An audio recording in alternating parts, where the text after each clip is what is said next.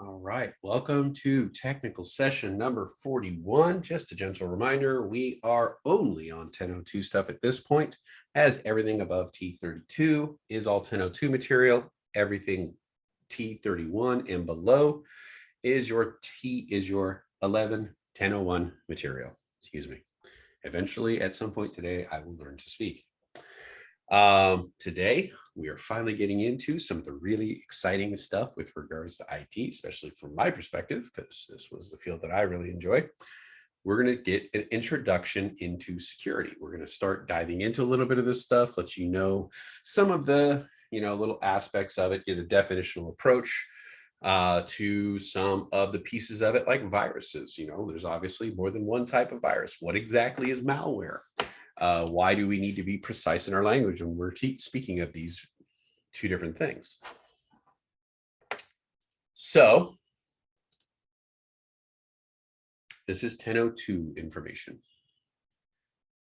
Throughout the course of this technical session, we are going to be able to explain why security is an important element of an IT professional's role. And that role extends beyond the computer itself. IT professionals also need to be very aware of physical security. We're going to be able to describe the most common types of threats and vulnerabilities and identify different types of malware and social engineering threats.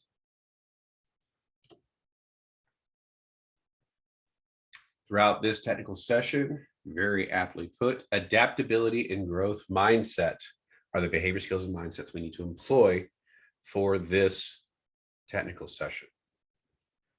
We need to be able to adapt, maneuver, change our tactics with regards to the cybersecurity threats that our organizations are going to be faced with.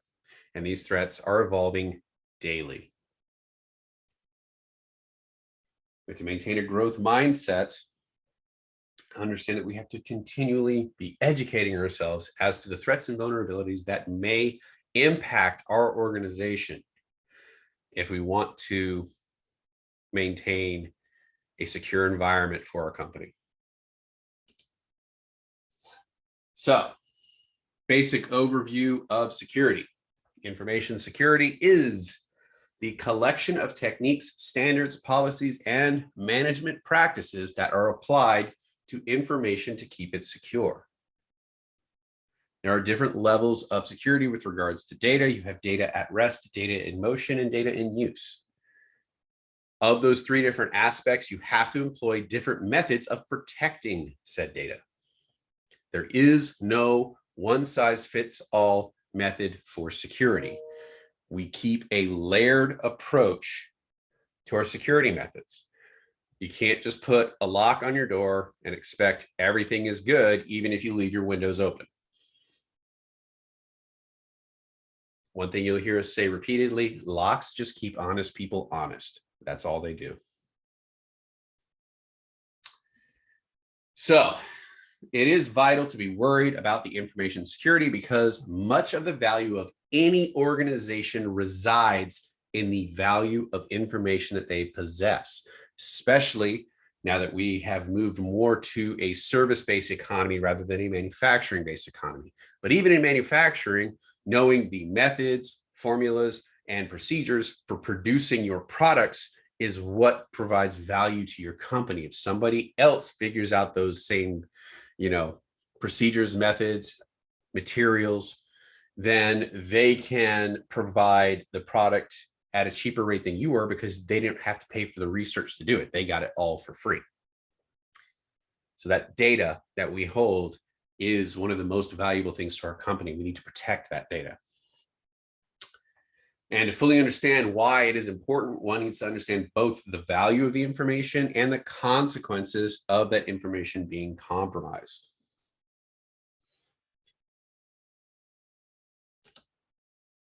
So, basic list of threats and vulnerabilities. And, some information on how to protect you from them. So some of the threats you may come across, malware. Malware is very much an umbrella term. goes over various different types of threats. Then we have social engineering, essentially manipulating people to provide access to information or systems or security, or unknowingly give up their identification or information so that it can be used. Most common thing you hear people say, it's like, oh, I'd never fall prey to that. I'm too smart for that. That is the worst mentality you can have. Everyone, and I mean everyone, is susceptible to social engineering attacks under the right circumstances. Your biggest threat to any organization falls under number 2. It is the social engineering. Just like the majority of the technical issues you're going to come across as an IT professional are user error, the greatest vulnerabilities from your company also fall under the users. So we have to be able to properly educate the people who work for our organization, teach them what to look for. You know, there are reasons we have rules in place. It may seem like a jerk thing to do when somebody's walking up with a load of boxes to close that door in their face when you're entering a secure building, but that is a common way that bad actors will use to bypass initial security in a building, because they are relying upon the goodwill of everyday people.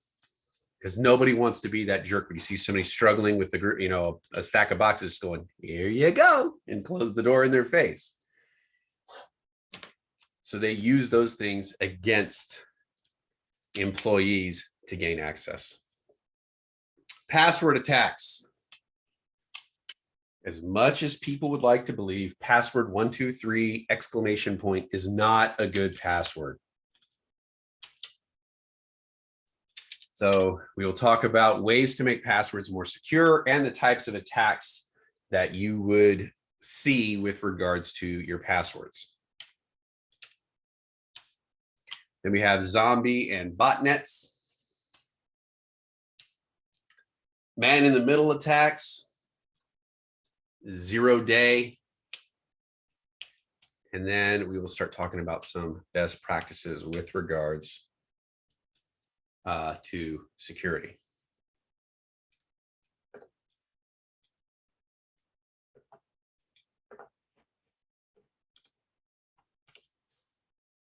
All right. Malware. What is malware?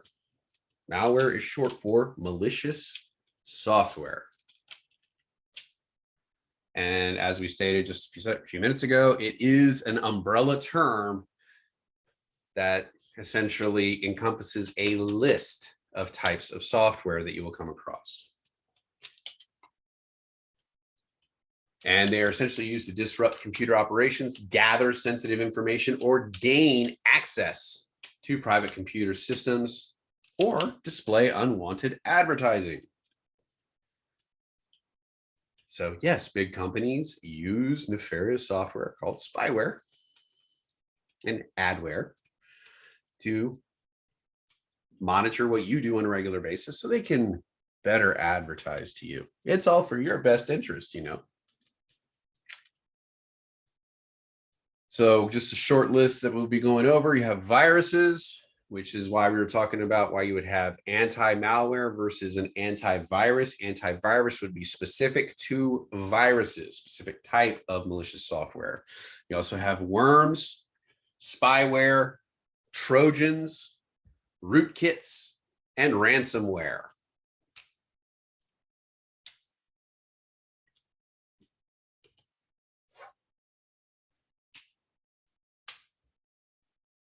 I would take a screenshot of this page.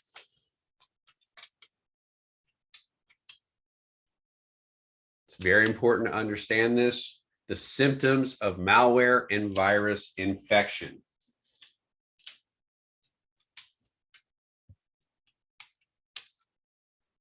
First, programs load slowly.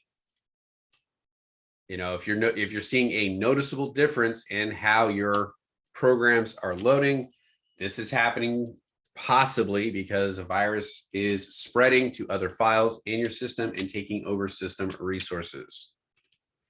And as it consumes those resources, there is less and less available for legitimate programs to operate. So things starting to load more slowly. Files appear or disappear. So things you don't remember, like documents and stuff you don't remember creating, showing up on your system, or documents that you knew were on your system, disappear. Sometimes viruses will delete key files or system files in order to disrupt your operating system's ability to, to function. Or they will change the names of these programs so your system is unable to locate them. Another thing is changing program size. If you're downloading something and it is 3 times larger than it was supposed to be, like if you're downloading a JPEG and it's supposed to be just, a couple megabytes and the thing is half a gig, there's a whole lot of stuff coming in with that JPEG. So the files are changing size. And it means a virus itself is attaching itself to this program in order to make it harder to detect. Now, there are ways that we can fight this. If you download programs off of the internet, they will send you what is called a hash. And you can run a hashing program against what they send you to verify that the code that you received is what they meant to send. We'll talk about that here in just a little bit, what a hashing program is. It is essentially like a one-way encryption. Unusual operating characteristics, like your browsers, word processing, other software begins to change. Screen menus may change. Your settings may change without your intervention, things like that. If the program starts to operate in a weird or unusual manner, this is also an indication of a virus. Mysterious shutdown or startup.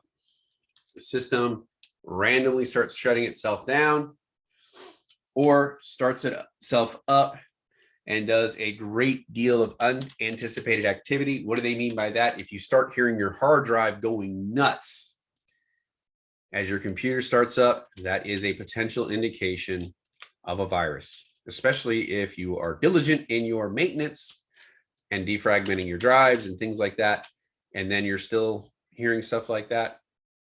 That is another indicator.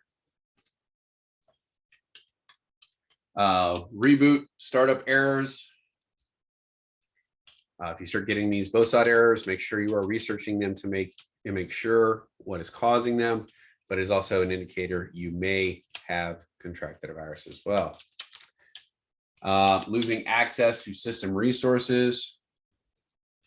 So you may all of a sudden lose the ability to access certain drives, certain applications, certain programs. And at this point, it basically means the virus has changed the settings on a device to make it unusable to you or inaccessible. They may still have access to it. They're denying you access to it.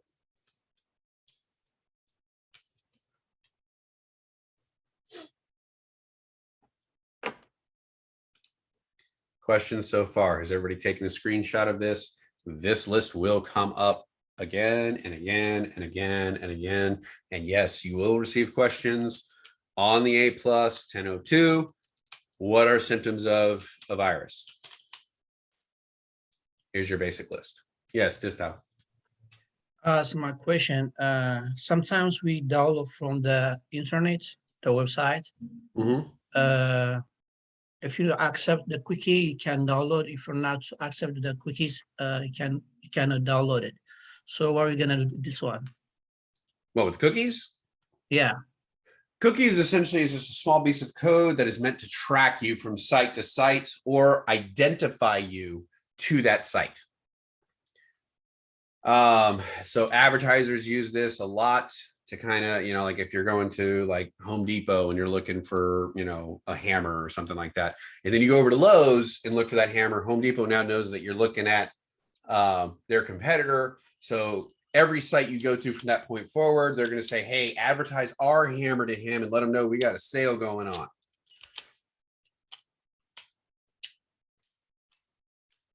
And some of it gets even more intrusive than that when we start talking about location services, where they actually follow where you go in their stores physically.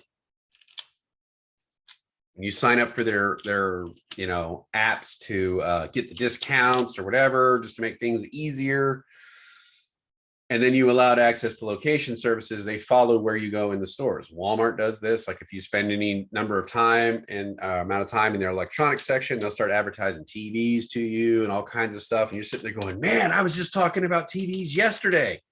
No, it's a little more, it's less technical, but more nefarious, where they're following where you're going. They're seeing what you're looking at, and they're advertising to you based on that. So, but cookies themselves typically aren't viruses, though if you're already at a bad site, yeah, they might use the data they collect for bad information, but the cookies themselves, no, are not. That falls more into like the adware and spyware stuff, not so much the virus arena. Once you accept cookies, can you undo the settings? You can delete your cookies. There is a section in your settings for your web browser. You can go in and delete history, delete cookies, delete cache, all that stuff, history. And I highly recommend doing that on a regular basis, keeping that stuff cleaned up. So yes, once you accept it, there is a way to get rid of it at that point. Does deleting the cookies delete also all the saved passwords that you have on the browser? Well, no, because you're not saving your passwords on the browser. You're saving your passwords in your password manager. Okay. Now, if you have one that you've logged into and you say, keep me logged in, okay, it won't keep you logged in from that point forward, because it's deleting that information. Because at that point, when you say keep me logged in, it's using those cookies to verify you are who you say you are. Okay. Thank you. That makes sense?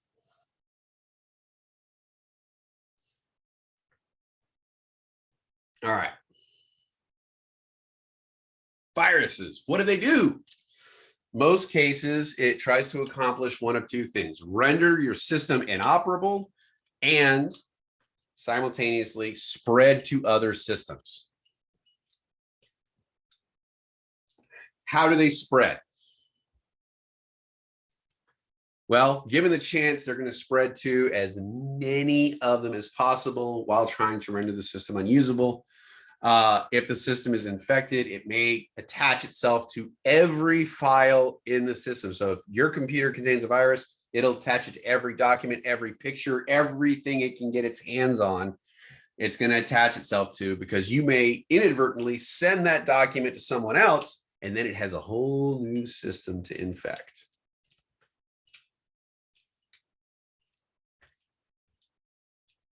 So each time the user sends a file or uses a document or anything to other users, you can spread the infection as far as possible.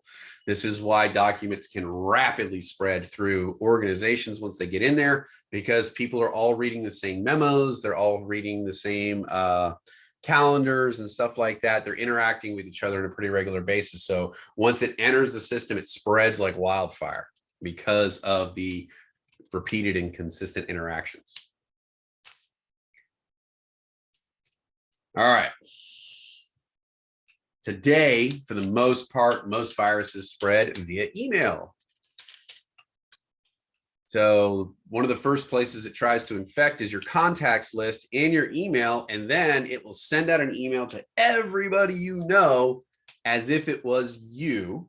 And it'll be like, you know, hey, Susan, it's me, Rachel. Check out this video I saw on YouTube. here's the link below. So the link will go to some innocuous cat video or something like that. And along with that, you have essentially accepted a virus into your system. But you didn't know that because you just thought Rachel was sending you a cat video. And then later on, you ask Rachel about it. She goes, I don't even like cats. Why would I send you a video of that?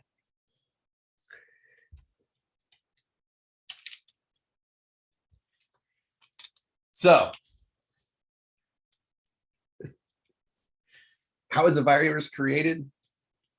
Well, coders. You have different levels of coders, and some of them, like there are compendiums of different types of viruses out there. And then there's various skill sets. You have like the lowest skill set, which is called a script kiddie, where they will take known viruses and combine them in different ways in order to bypass security systems and put them out there. But they don't actually do any of the coding really themselves. They're just kind of linking things together. All the way up to what are called APT, or advanced persistent threats, which are extremely skilled coders and programmers who are essentially on the cutting edge of this stuff and creating the newest, greatest, most nefarious viruses out there. And those typically are organized crime or governments, because it requires a whole lot of funding to be able to maintain something like that. So, all right. So each type of virus, and yes, there are many different types of viruses, and yes, you do need to know the various types of viruses. So each type of virus has a different attack strategy and different consequences.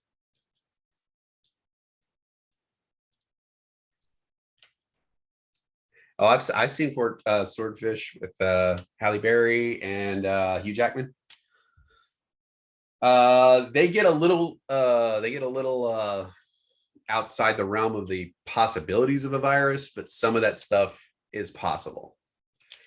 But the way he was putting viruses together, whether he programmed or not, that's kind of how a script kiddie would, where he was sitting there and he was like combining all those viruses together to kind of make a super one.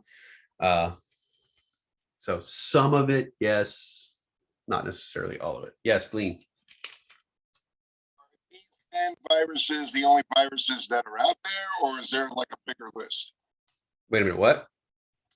Are these viruses, these 10 viruses you have, these 10 virus types, are they the only 10 virus types there is out there, or is there a bigger list? There probably is a bigger list. These are the general categories, and there are subcategories underneath these. But for the purposes of A+, you just need to know these generalized categories. Okay, got it. Thanks. Mm-hmm. So yeah, one of the biggest things was it like where he hacked into the Department of Defense in like under a minute with a laptop. Yeah, that doesn't happen. So yeah, that, unless he actually had the past, yeah, it doesn't happen. Or not anymore. Not anymore, yeah. Maybe last year with the solar winds problem, but yeah, not right now. So the types of viruses we need to be aware of are armored viruses, phage viruses, companion viruses, stealth, macro, resident, retrovirus, overriding virus, polymorphic, and multipartite. There is a wonderful chapter in your book.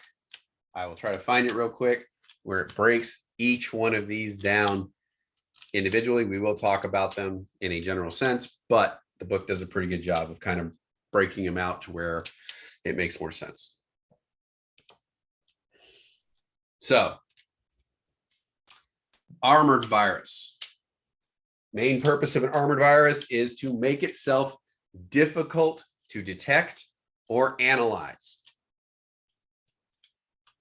Because believe it or not, security experts will intentionally infect a system with a virus in a sandbox setting to see what the virus does in various stages to better be able to defend against it, especially unknowns.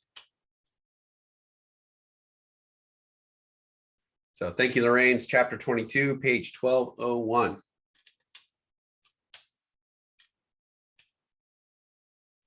Yes, mobile devices can contract viruses. Many people don't think of it. Heck, your refrigerator, if it is hooked up to the internet, your refrigerator can contract a virus. Or your washing machine, or your dryer, or your oven. And highly likely, if you have a Ring doorbell, it has been contracted with one. The Internet of Things is the new frontier where hackers are attacking in order to infiltrate networks. And mostly because people are not paying attention to the security on these devices. So armored viruses essentially cover themselves with a protective code that stops debuggers or disassemblers for examining critical elements of the virus.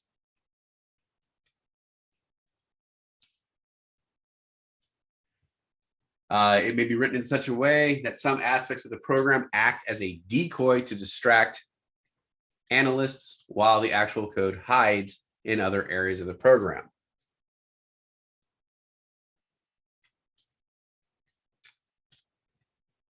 All right, keys to stopping most viruses: identify them quickly, educate administrators about them, and the very things that an armored virus intensifies the difficulty of accomplishing this. So the danger with your Internet of Things is not that they may shut down your toaster. It's that once they have access to your toaster, they now have access to the rest of your network. Remember us talking about the thermometer in the fish tank at the casino.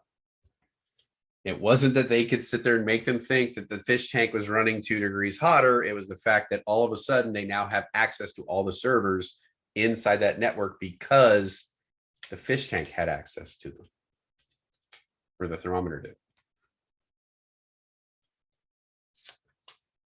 So armored virus has code that works like armor, and it may tell like the antivirus program when it's running to look over it so that it doesn't detect that it's even there. Or if you're trying to analyze it, it may act like it's creating problems over here where it's attaching itself to other systems, in another region of the computer.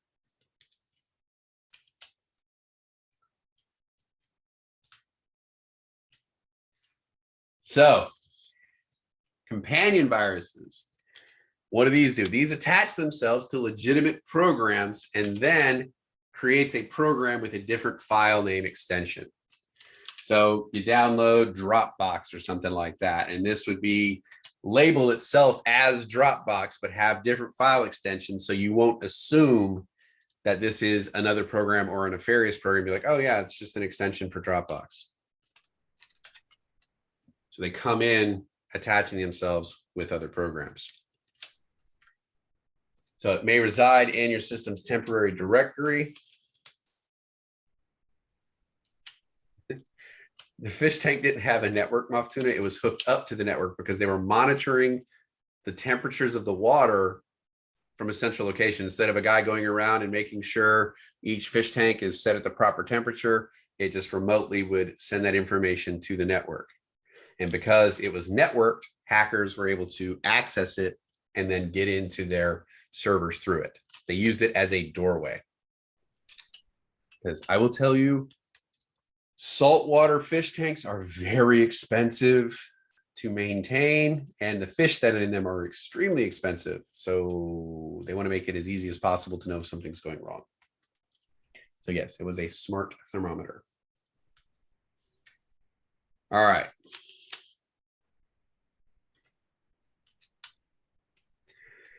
And what it will do, the companion virus, if you type in the name of the legitimate program, the companion virus executes instead of the real program, effectively hiding itself from users. Yes, Julian. I'm sorry to interrupt. Going back to that thermometer thing, how long does that really take? Is that like a one-day thing? Like obviously they have to prepare everything and stuff, but while it's happening, Does that happen in a day or? It depends. I mean, that's the best answer I can really give on that is it depends on the system. If they already know the vulnerabilities, associated with those particular types of devices and how to bypass it, could be a matter of seconds. If they are unaware, they may figure out what type of device it is and then essentially purchase one of those devices and work on trying to bypass them. So it could take days or months. So it depends, which is why oftentimes, companies and stuff like that go through great lengths to not let you know the model numbers or companies that they purchase their systems from and stuff like that, because that can give you clues as to what vulnerabilities may be out there that they may not be aware of. Okay. So they try to hide what types of systems they're using.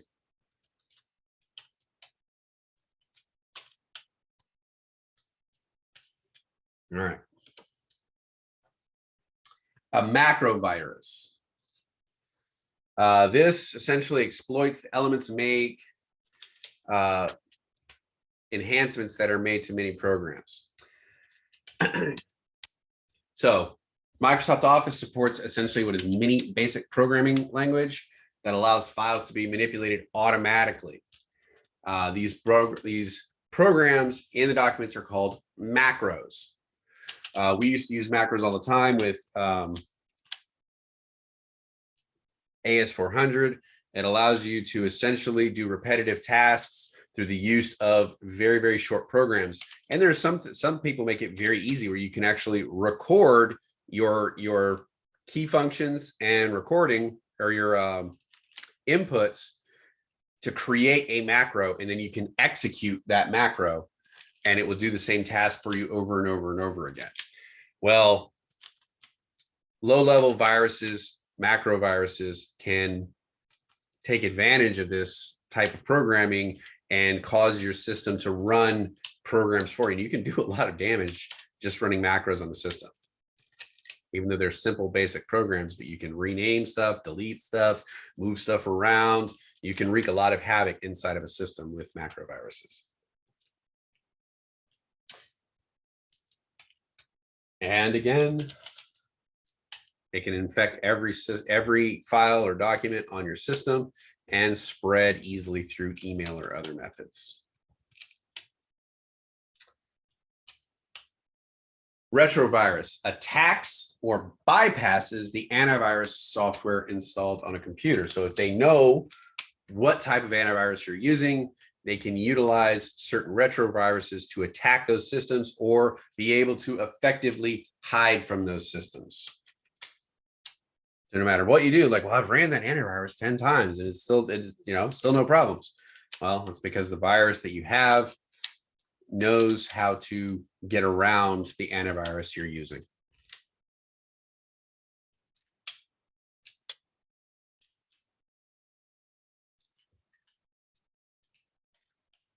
One of the nasty ways it can get in there is the definition database, where your antivirus operates off of for predominantly virus definitions or signatures of the different types of viruses that are out there. And you're talking about hundreds of thousands of viruses. And this virus can get in there and delete that database so that it doesn't look for anything. It doesn't know what to look for at all, and really, really makes your system extremely vulnerable. So retroviruses are particularly nasty in that sense. And this leaves you with a sense of, I've got an antivirus, I'm protected, I'm all good. And unfortunately, you have that false sense of security built in where you think you're protected, but the virus has negated that. And now your system is wide open to attacks.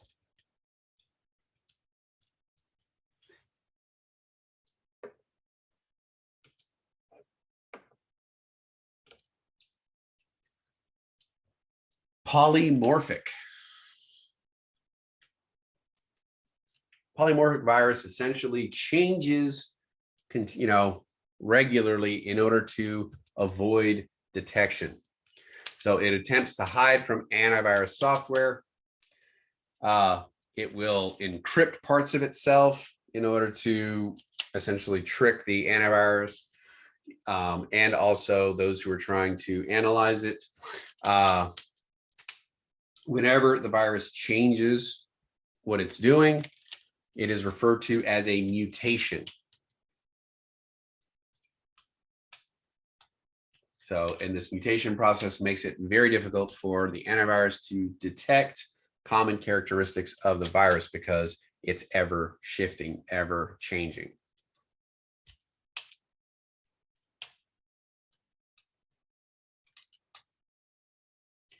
Phage virus. It alters other programs and databases. It can go into your files, your databases, change where things are located so that the system, when they go to look for these things, can't find them. Changes information in your systems so that, you know, if you have a ledger of, you know, accounts receivable, just so to, you know, as an example, all the people who owe you money and how much money they owe you, if it goes in there and changes it, it could make it somebody only owes you like $500 last month, now owes you 5 million. You know, or the inverse, somebody who once owed you 5 million now owes you $50. This can wreak massive havoc in systems. Unfortunately, the only way to remove a phage virus once it is attached is to reinstall the programs that are infected. If you miss even one little incident of this virus, it will completely reinfect the system again. You unfortunately have to take a scorched earth method with this particular type of virus. Yes, Julio. I have a question. Is one way to, you know, get rid of viruses or whatever, would restore point help with that at all? Problem with restore point is a lot of viruses attack that area as one of their first points of attack so that they can infect your restore point. So when you go back, the infection is still present.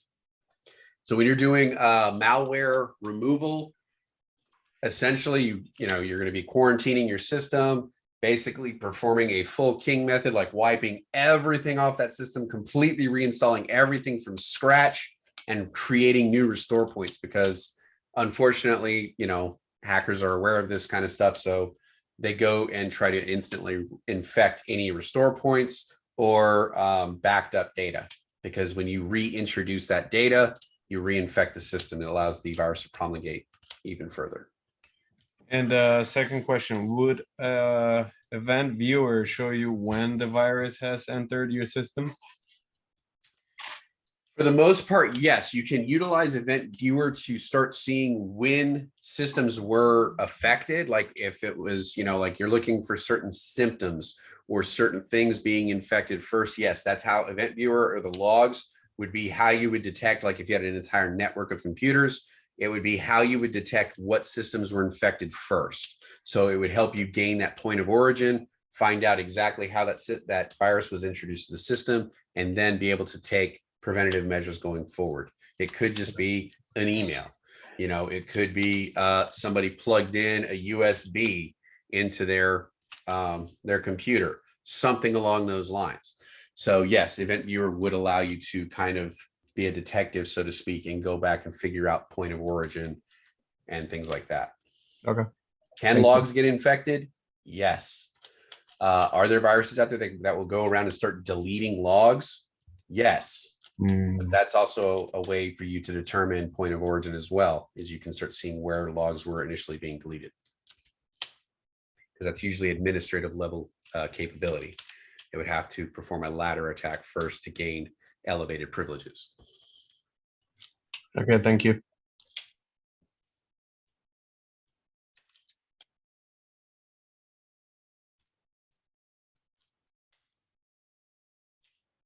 Everything happens automatically. Explain your question a little bit more, Stephen. Like when a virus goes in, is like you said, it goes into a log and deletes it. that's like automatic, or is someone manually doing it from another computer? Well, typically they're not going to be live working in the system. The program is going to be running predetermined algorithms once it's unleashed.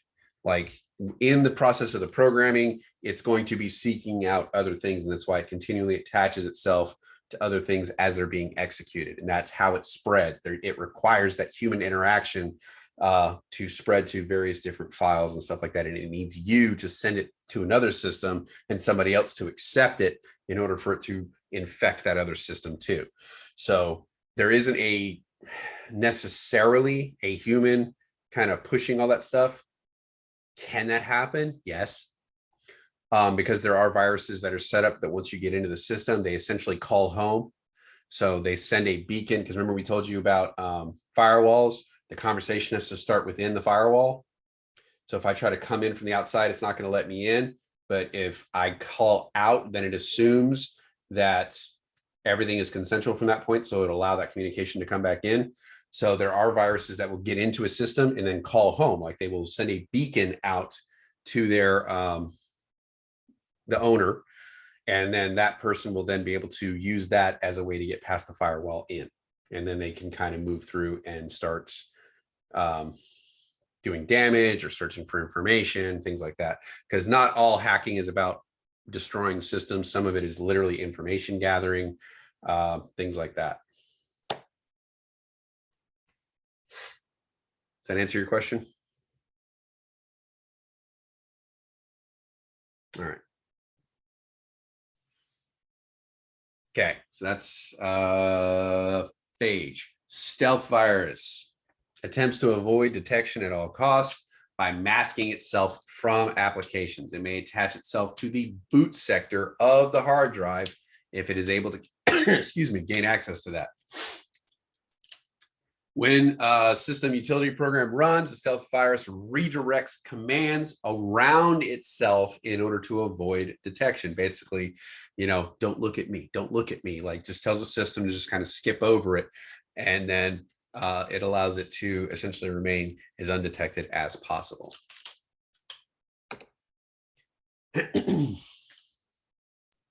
Ellie, Yo. Eurism has an interesting question. I'm not sure how to answer it. She's asking I'll about. explain it. Oh, I'll go explain ahead. it. No, Okay, it's so okay. you want to No, go ahead? Go ahead. It's a good question.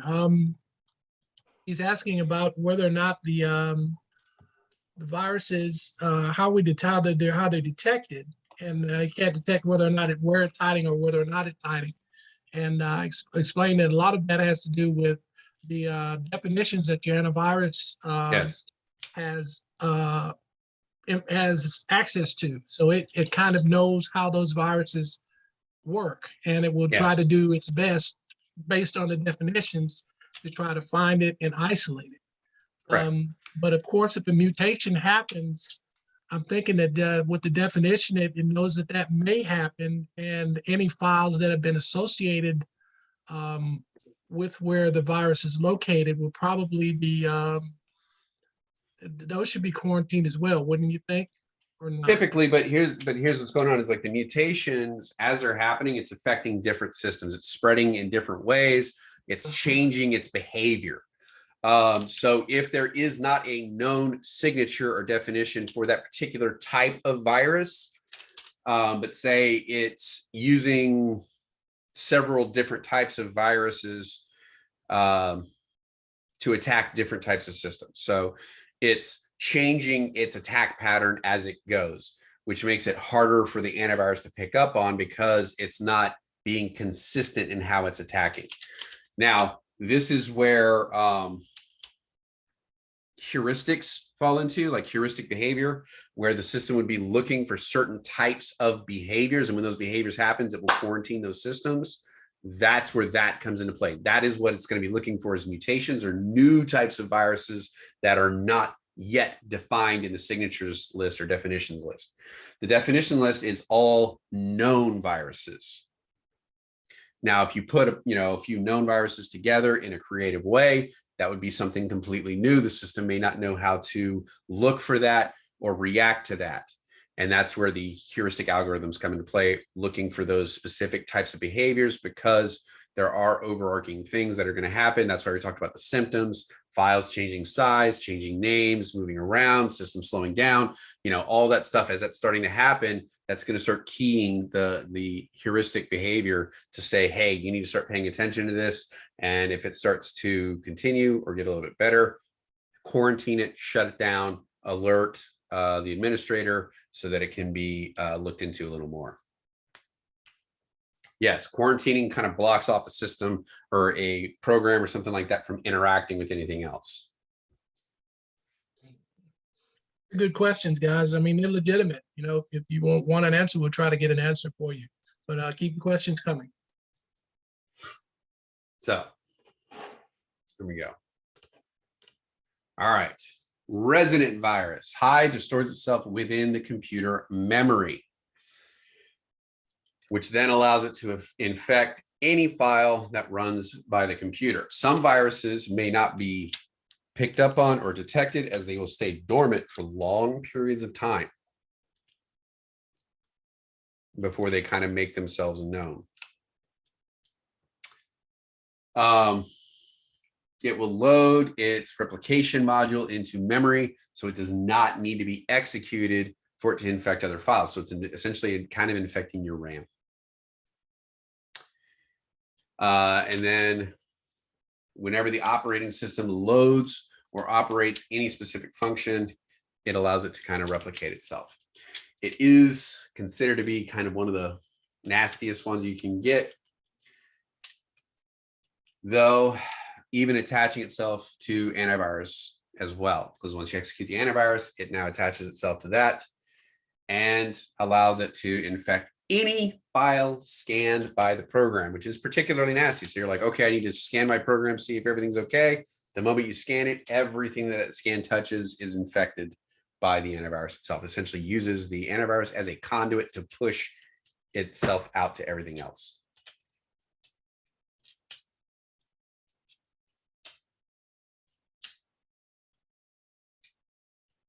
Not necessarily, Susan. Hiding does not necessarily mean encrypting. Hiding just may mean it is laying dormant. It is not performing any actions, making it hard to be detected because it's just sitting there like another file.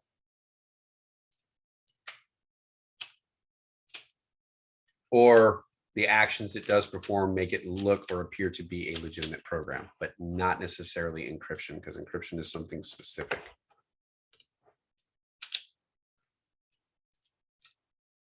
Is it possible for input devices to have viruses? Some, yes. Is it possible? I would think so. Would people necessarily go through the trouble of that? I don't know. USBs would be an input device. Those can frequently get infected.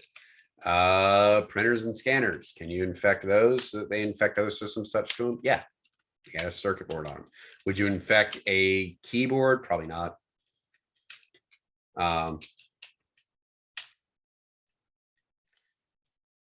They may not necessarily be getting into the Bluetooth of your mouse, but again, there are 3 different ways you can attack Bluetooth, and that is blue jacking, blue sniffing, and blue snarfing, which are various levels of intrusion based off of Bluetooth technology. Bluetooth is still a bit of a vulnerability, although the most recent iteration of Bluetooth has closed up a lot of those holes, which is partly why if you're not actively using Bluetooth at the moment, turn it off.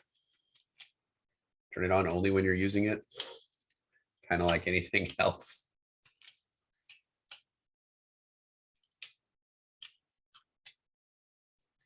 So yeah, they may not, if you're using your AirPods, yeah, that's great. But if you just put them in your pocket, you're probably not going to use them for a few hours. Turn off your Bluetooth for a while, especially if you're in public places. Yes, snarfing is a thing. They have a lot of weird acronyms and names in the cybersecurity field. Like I think there's like an antivirus program or anti-malware program called Snot or something like that. So I mean, it's just it's computer geeks. It's a weird field. I'm just gonna throw it out there. Yes, Jessica. So random question, I'm not sure if it correlates, but like with Teslas, you know, those type of cars, if they were to get hijacked, would that be considered like a virus or more so? Can they receive viruses? Oh yeah. Oh yeah. Cars can receive viruses and they have done it. Like they have tested that theory and have been able to take over the cars and make the cars do things. So it has happened. Great, when movies come to life. Yay! What was that movie with what's Was his it name? Stealth? Shia LaBeouf. The movie was it Eagle Eye? Eagle Eye. Yeah, that's exactly where my mind went, Kelly. Oh gosh, okay. So, iRobot 2 had a little bit of that. yeah, well, I mean, Asimov was a prophet. Shia LaBeouf, really? We're going there now? My God. Well, I was the you know, the story is separate from the actor. That's true. Oh, But yes, we know yes, he did go crazy. But point being, people have proven that you can remotely take over these cars and do things with them. Have people actually gone through the effort to do that? Not really as of yet. You know, it's one of those things that's technically possible, but again, a lot of viruses and stuff like that, there tends to be kind of a financial motivation behind it, or ideological, and they haven't really targeted that area. And part of it also is because not enough people have adopted that technology. It's still like budding new technology. So they're going for the biggest bang for their buck. They want to infect the most systems possible. Are you really going to spend thousands of hours creating code that's going to infect 3 systems? No, you're going to be looking for something that's going to hit about 1 million people. So.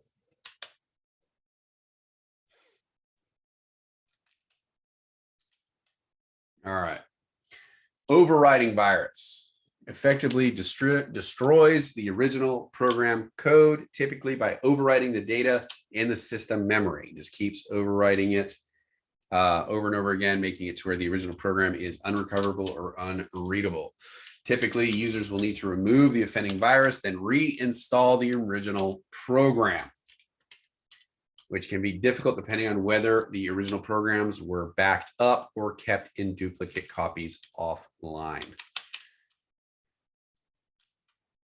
This is part of these are why I keep more than one backup. I have my one that I back up once a week, and then I have my offsite backup that I back up a couple times a year. That's because if my on-site backups become corrupted, I can still recover from my offsite backups.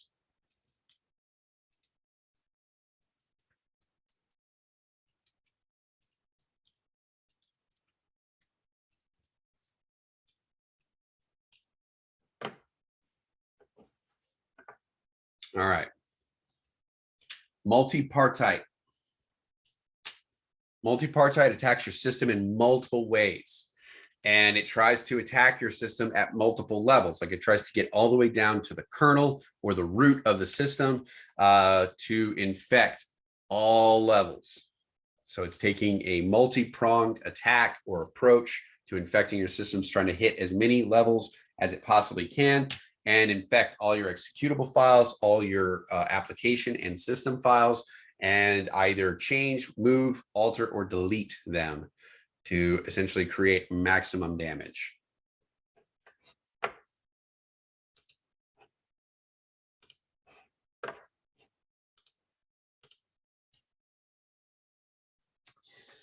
All right, moving on from viruses, our next section is worms. The difference between a worm and a virus: a worm can reproduce itself. The virus needs some form of interaction in order to replicate. The worm does it completely on its own. It is self-contained and does not need a host application to transport it to other systems. It does this on its own. It moves through the system on its own.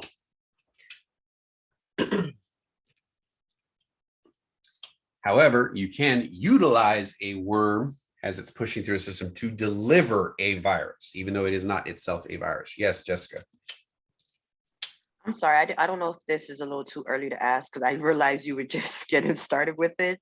But if it's not activated by an initiation of, the computer processing something, then how does it even get there? I know you said it's just roaming, so I'm trying to figure out, like, is it just walking the streets looking for somebody to, like, Well, what I mean? Like, to it may have an initial infection, like you plant the worm and then the worm starts moving through the system on its own at that point. Okay, where Worms it doesn't can need be, any interaction. Okay, it yeah, just once it's planted, it's loose. Yeah. And it starts moving Okay. through the systems. It may be random where it's just trying to get through and infect as many systems as it possibly can, or it may be targeted where it's specifically trying to get to one particular system. So depending on how they're programmed, it's how they will operate. So big key though, for A+ worms, they reproduce themselves and they don't require any human interaction to be able to move from system to system. They're self-contained. They operate on their own, although they can deliver a virus to their end target should they be programmed to do so. So by their nature, they're supposed to kind of replicate themselves and use whatever services they're able to exploit or get a hold of in order to move from system to system. So early ones filled up your memory, bred inside the RAM of the target computer. Worms also can be used TCP/IP, email, internet services, social media sites, or any number of possibilities to reach their particular target. They also are not all bad. One of the most common ones that we use on a regular basis is based off of the tamarin worm. The tamarin worm had protocols within it that allowed IP version 6 protocols to be pushed over IP version 4 networks. So we use it on a regular basis. Anybody who has used a PlayStation 2 online or above, you have utilized the tamarin worm.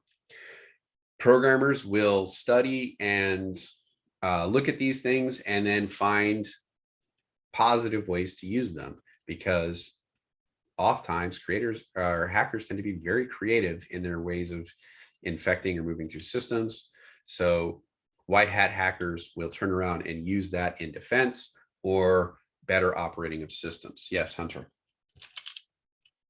So if the early worms bred within the RAM, would it eat up a significant chunk of your memory? Would it actually if I went into like Task Manager and I, give my resources and everything, would I actually be able to see, hey, my RAMs, it would be noticeable. It would slow things down and I would be able to go and look and see that I don't know why my memory usage is so high right now. Which is part of the intent, is it's trying to chew up those resources to potentially crash a system or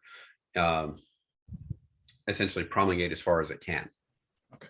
I should know if it was small and noticeable or if it was. It can be. Yeah. Well, I mean, they can be designed to be small so that they go longer without detection. So it may, like if it's gotten into Microsoft Word and it started moving in there, it only is taking about 3% more. And then it moves over to Outlook and then it gets 3% more. And then it goes over to Excel and gets 3% more. And then goes over to, so over time it starts to, get more and more noticeable. But initially it may not, because it's trying to avoid that detection. Okay. Thank you. Mm-hmm.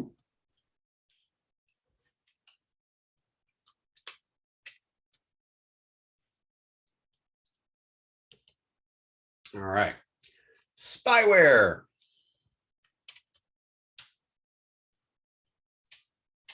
Used by so many companies, unfortunately. Monitors the user's activity and responds by offering unsolicited pop-up advertisements, sometimes known as adware. This gathers information about you and passes it on to marketers. And it can intercept personal information such as credit card numbers and things of that nature. So it can be used for nefarious purposes, though not always. If you've ever been blasted with a whole bunch of spam in your email, congratulations, you have been hit by spyware. Some of it's legitimate, a lot of it is not. So how does it spread? Works on behalf of a third party rather than essentially self-replicating like viruses and worms. It's spread to machines or users who inadvertently ask it, will you accept cookies? If you say yes, you're kind of inviting it into your system. So only accept cookies from reputable sources. If it is, you know, Fred's internet store, maybe not be so trusting about cookies. Whether or not you should accept cookies from Facebook is debatable. Sources would point to no on that, but that's just my opinion.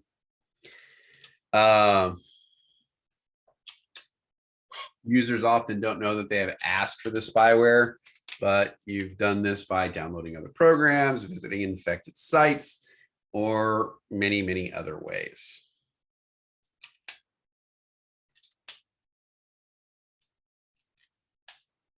Oh, sorry, I didn't clarify that. Yeah, between white hat and black hat hackers. Yeah, there are hackers that have decided to use their powers for good, and they're considered what's called white hat hackers. And then you have black hat hackers, which are essentially set on stealing information or destroying systems. And again, this harkens back to geek culture, where you have, you know, back in the days of D&D between, you know, white magic and black magic, which goes all the way back to night and day. So.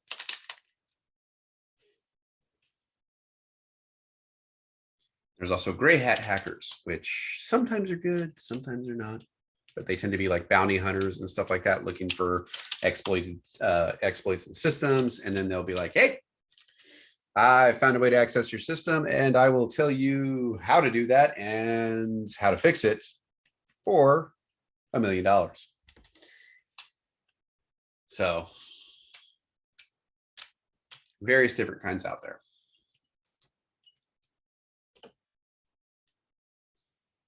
All right, what Trojans do.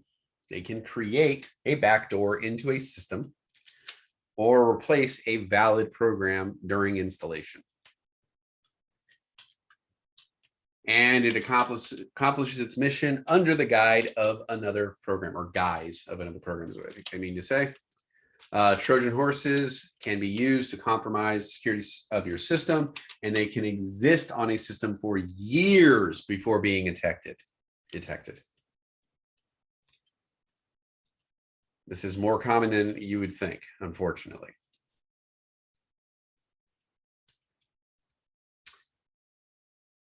And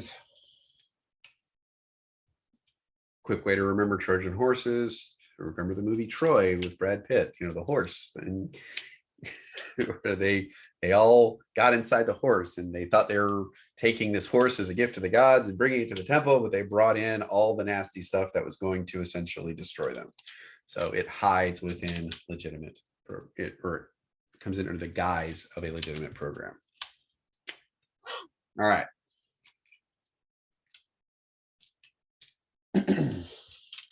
Preventing Trojans. Best preventative measure for a Trojan horse is to not allow them entry into the system. Port scanners may reveal Trojan horses in a system if an application opens a TCP or IP port that isn't supported in your network. So you can do what is called system hardening, where you're shutting down specific ports and basically say, if you're trying to access anything outside of these specific ports, you should be blocked immediately. One of the first things hackers may do when they're poking at a network is do what is called a port scan, where they basically scan all 65,000 ports and see what ports are active. Most cybersecurity experts will be able to detect when you do a port scan on their network, and they will try to shut down the source of that immediately.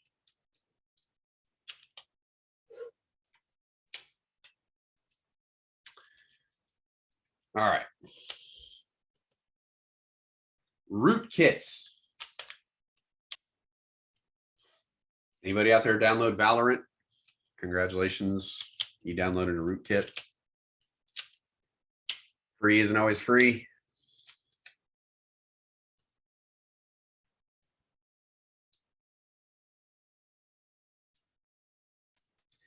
Well, you would perform a port scan on a system you were about to attack or try to infiltrate, not to detect a Trojan horse.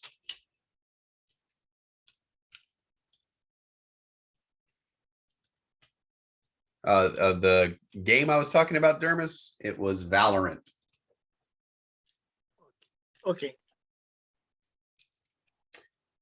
Yes, Glean. So games like, say, Forge of Empires or any of those other online games are considered rootkits as well?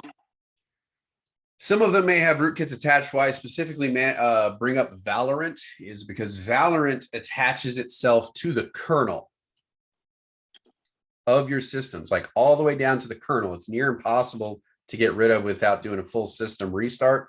And they did this under the guise of anti-cheat software. Interesting. Yeah. So they're one that I particularly point out. Are there others out there? Yeah, absolutely. Always be wary of free, because remember, when it's free, you're the product.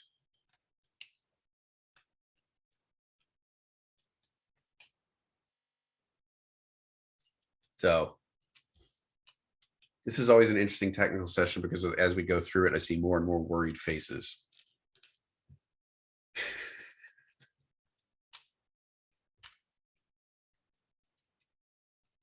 I thought it was just microtransaction. That's just another part of it. All right, what do rootkits do? They're software programs that have the ability to hide certain things from the operating system. There may be a number of processes running on a system that don't show up in your actual task manager.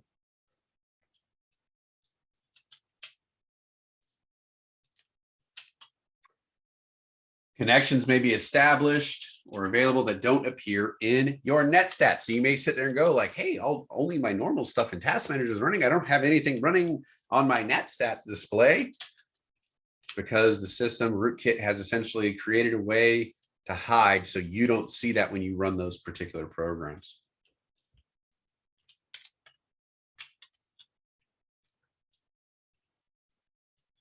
So rootkit itself does this by manipulating function calls to the operating system and filtering out the information that would normally appear. So essentially it's there, it's visible, but when you call to the system to say, hey, give me a list of these items, it basically tells the, the operating system or what have you, hey, just don't mention me. We are already in a place where viruses are evolving. Remember, we just talked about multipartite mutations. Those are evolving viruses. The future is now. All right, preventing rootkits. Unfortunately, they're written to kind of get around antiviruses and anti-malware, anti-spyware programs that aren't kept up to date. This is why we constantly say, keep your systems up to date, your antivirus especially. Thousands of new viruses are detected and listed daily. So if you're only updating your virus scanner once a month or once a quarter, oh, you are really leaving your systems open and exposed to lots of nasty stuff.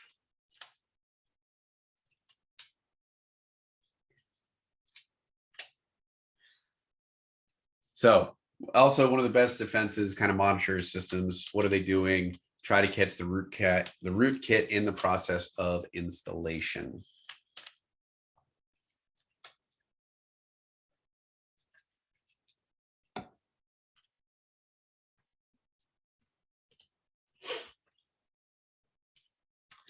Ransomware. This has become a very popular one in recent days. Remember that was the Continental Pipeline. The there's been quite a few of them. Experian attack allowed a lot of ransomware to spread. Essentially, what they do is they get into your systems, they encrypt everything or lock everything up, and then they basically say, hey, if you want access to your systems and you want your data back, you got to pay me $2,000 or $10,000 or $20,000. It depends on the systems that they have, what that price tag will be. If it's just your average person, it may just be $500 or $1,000 or something like that. If it's a company like the Continental Pipeline, millions of dollars. Now, the good news is if you pay the ransom, there's about a 99% chance that you'll get your stuff back. Because if word gets around that you pay and they don't give it back, people aren't going to pay. Right? So there's the good news on that.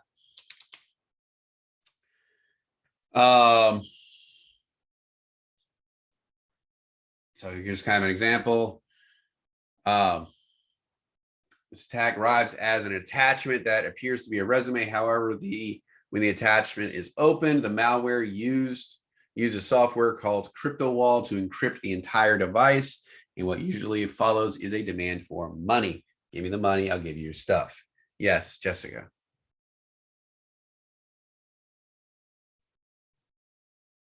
I'm sorry, I'm here dying because I have dark humor and my mind is just running away with this. So my question though is, especially when you said if you pay and then you don't get your information back, you're already pretty much a villain, and then you lose your street cred too, that you're essentially. But it's one of those things, like if you say like, hey, these guys demanded $1 million for me to get access to our company's stuff back. They didn't give me the stuff back after we gave them $1 million.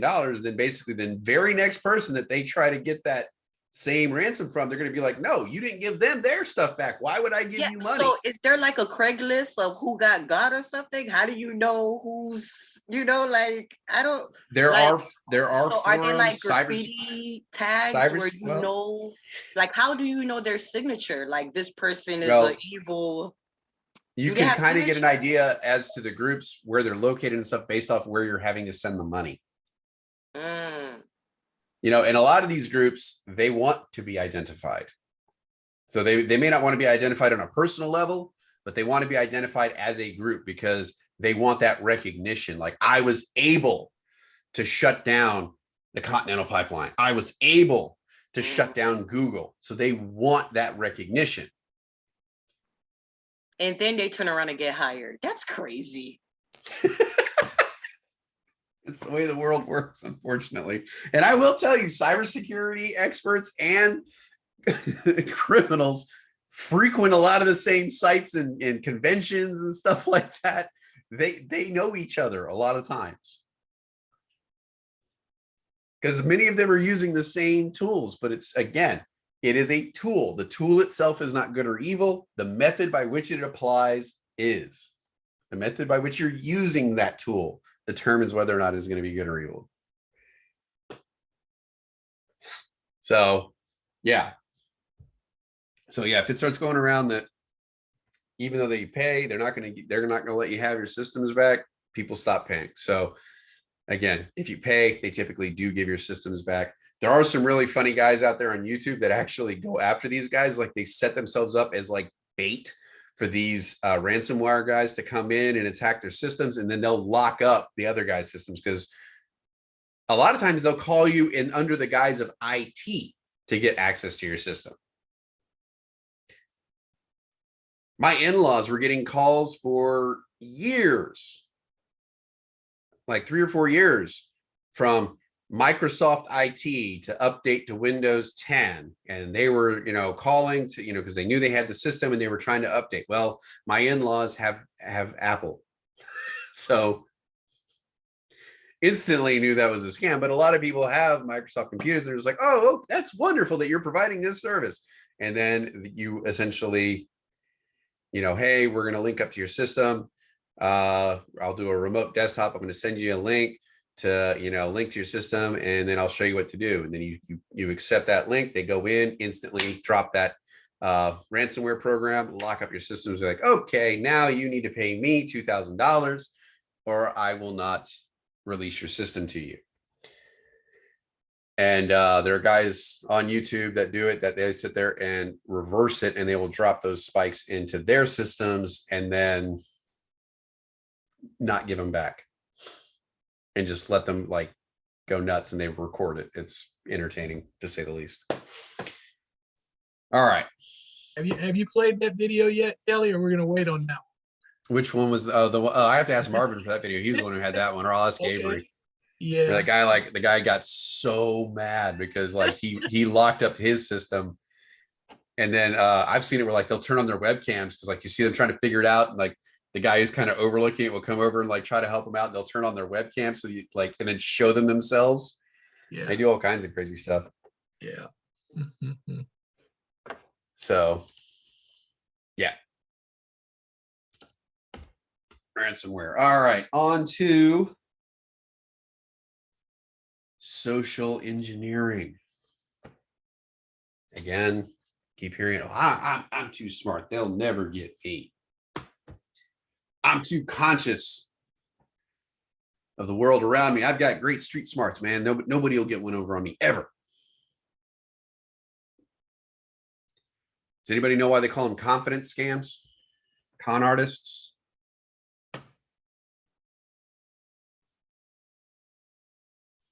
When they say confidence, they're not talking about the guy who's performing the scam. They're talking about the person being scammed. When they say confidence scams, they're talking about the person who's being scammed because they are so confident in their skills or their ability to spot a scam or something like that, that it makes it easy to get one over on them. So, social engineering is a process in which an attacker attempts to acquire information about the network and system by social means, such as talking to people within the organization. Using social engineering attack may occur over the phone, by email, by social media. There are entire sections of cybersecurity where they talk about gleaning information to bypass security systems strictly by using open source social media. You start combing through the social media of the people who work at those companies, you can gain good ideas as to passwords, ways to actually interact with them, bypass information, what kind of attacks they would be susceptible to. It's crazy. Open source information gathering with regards to hacking. The intent is to acquire access to that information, such as the user's identification, IDs, and passwords. What do we usually have to fill out when we're going into a bank or something like that? When we're putting in our passwords, and we have to have those recovery phrases, right? Where it's like, you know, hey, what was the name of your first pet? Where did you meet your spouse? Where did you get married? What was your mother's maiden name? All these fun things. Through social media, they can gain access to this information. What's the name of your oldest child? How many of you out there actually use names of relatives or pets or birthdays or anniversaries in your passwords?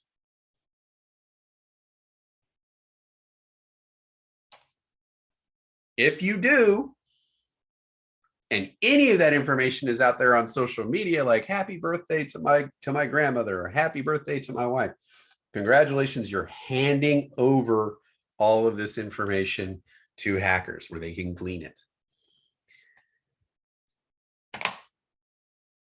Kelly, can you spell that? Glean. Is that like Glean's name? I think it's Glean. It's like a way to kind of look into something, like you're looking into it. That would be Glean. Yeah. Awesome. Thanks, guys. Glean. Similar pronunciation. Yep. Story of my life. It just means you're intuitive, sir. That's all it means. Yeah, okay. I'll buy that for $1. So, you know, going through, and then when they try to get this information from you via email, instant messaging, things like that, that is called phishing with a PH, phishing. So they're essentially phishing for information, and often is made to look as if it's coming from a legitimate source. They may send you an email stating, hey, I'm from IT. I need to update your systems this weekend. In order for me to do that, I need your sign in and password in order to be able to sign in. And then their email will look as if it's coming from the company. That is a form of phishing.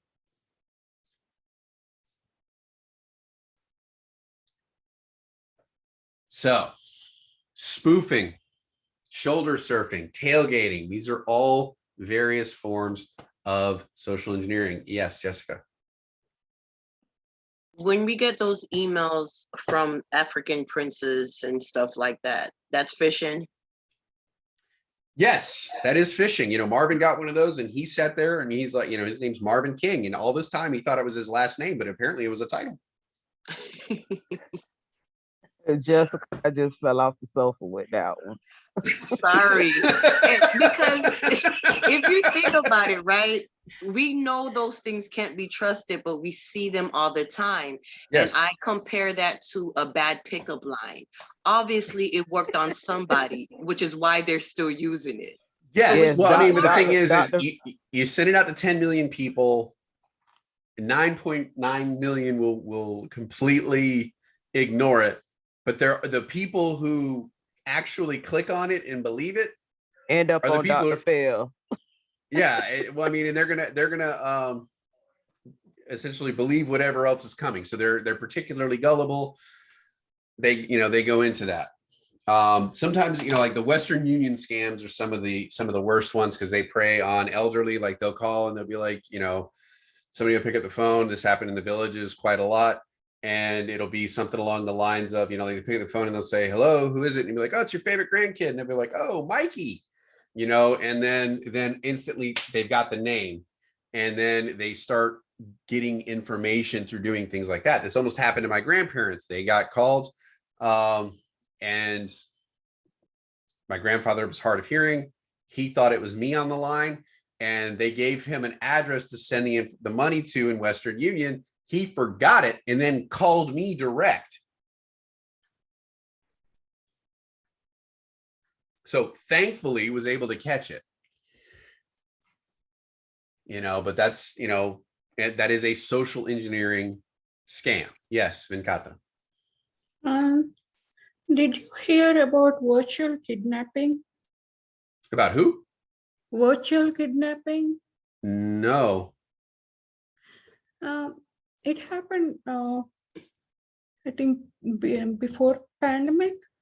One of the guy, he hacked the phone of a woman, and he also hacked the cameras and many of their computers in the home, and they asked her to go and withdraw some money and send it somewhere. And they were giving her all the information. See, your kids are playing in front of your house. This is the picture. We are near your house. Oh, wow. And she's like, very reserved woman. Like without her husband, she won't drive more than an hour. She drove nearly 300 miles. Oh my gosh. And they made her stay. And next day, I think FBI people are able to trace her because her husband was worried. My wife, she never goes for such a long time. Yeah. She always calls me and her phone is off, captured, and it was, they did not allowed her to switch off the phone. Like they mentally captured her. Like, we know your husband, we know where your husband works, we know where your kids go. And that is a social engineering attack. Yeah. Next day, FBI people were able to trace her, and then I don't know how far they were able to recover the money. Oh, But wow. yeah, this happened, I think, to 2018 or 2017. Scary stuff. But yeah, I mean, unfortunately, there's more situations like that than people would like to know. But yeah, that's utilizing open source social engineering stuff to gather information about people and in order to use that to get what they want. I just unfortunately. wanted to share just to No. be on the safer side for everyone. Agreed. Because I mean, we joke about the more you know thing, but that is true. That is true. But thank you for sharing that. I mean, honestly, at that point, that would probably get me, the amount of fear that would even put in me, you know, if they were, you know, showing me, you know, or if they knew where my family were and everything. I mean, that's beyond tricking the elderly. That's genuinely terrifying. Yes. Yes, it absolutely is.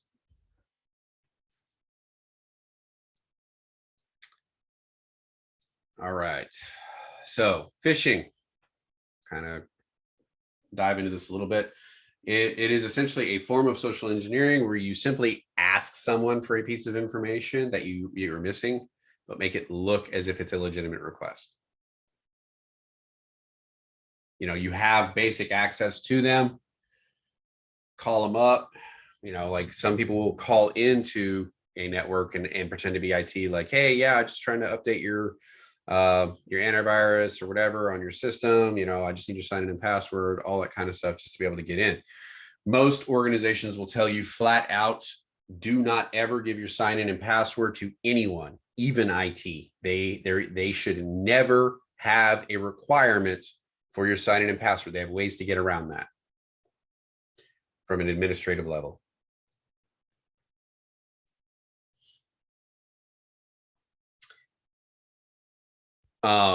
They can also use phishing methods to bypass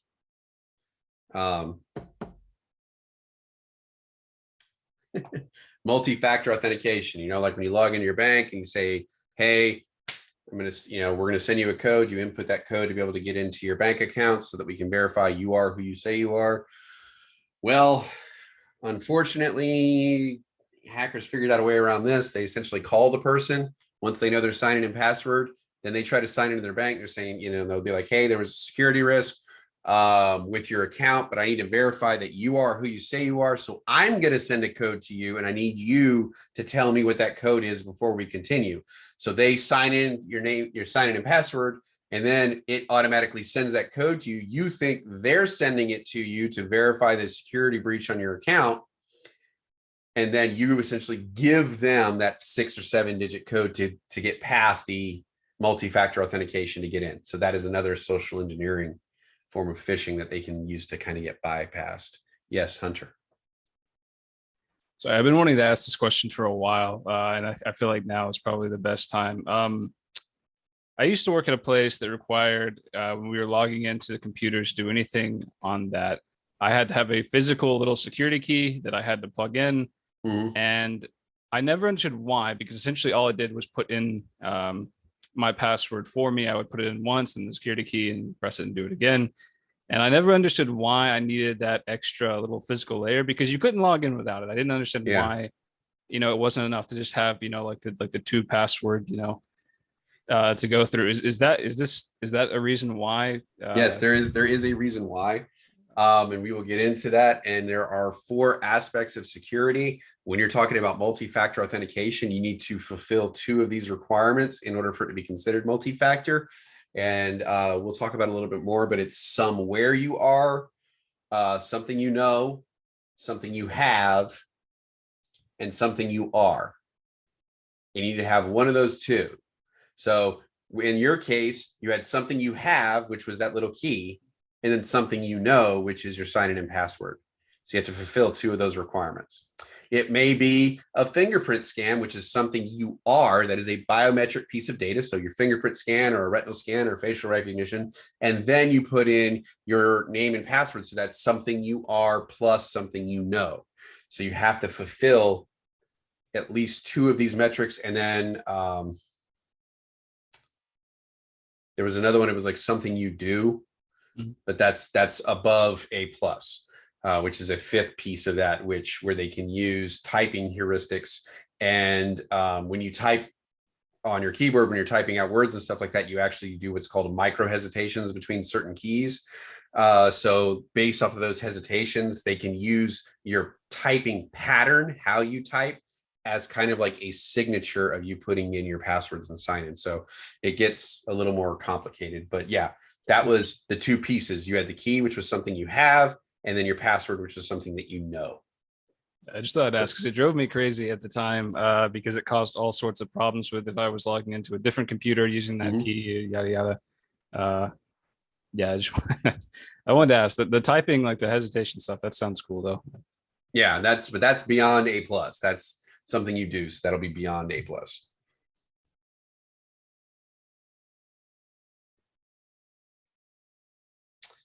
All right.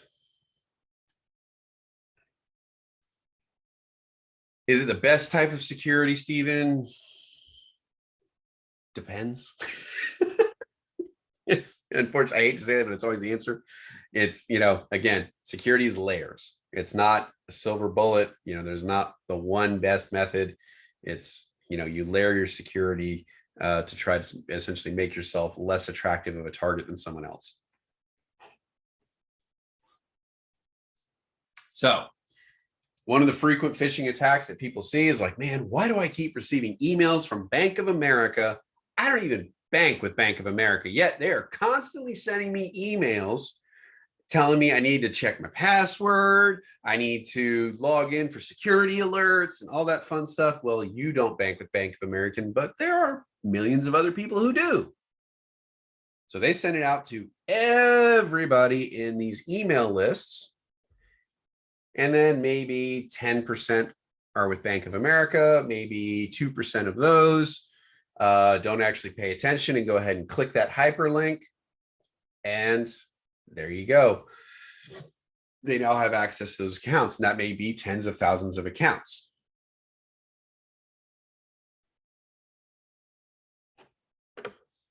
All right. So the only real preventative measure in dealing with social engineering attacks is to educate the end users and staff. Never, ever, under any circumstances, give out your ID or passwords over the phone, via email, or to anyone who isn't positively identified as being who they say they are. And even then, that would be questionable. I would never give my sign-in and password to my manager. Even though I can positively identify who they are, I still would not give them that information. Because if they need to log into that system, they can log in under their own sign-in and password. They don't need mine.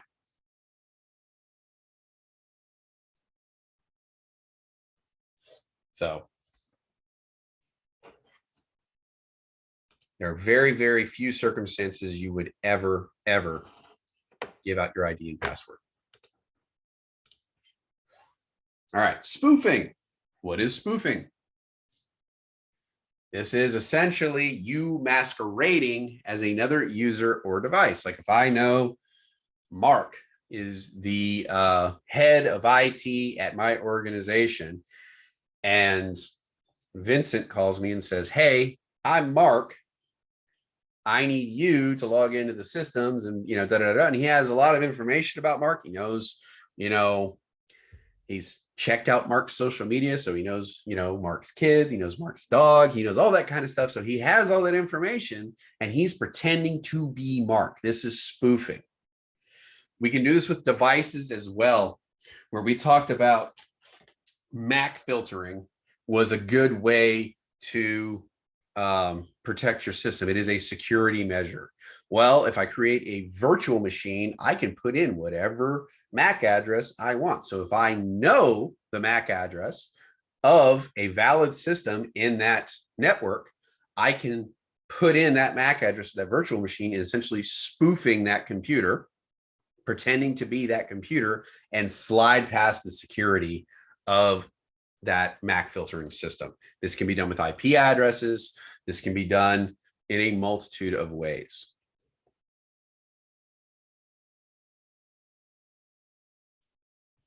So this essentially is basically used to bypass security so that you can gain access to other systems, pretending to be someone else, essentially.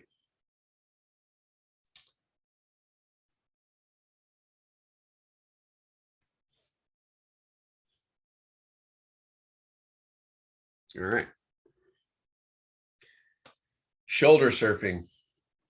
This isn't a big one because many people don't even think of this.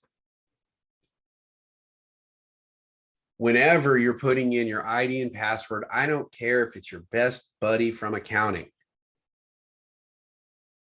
Don't let them hang out over your shoulder when you're putting in your sign-in and password.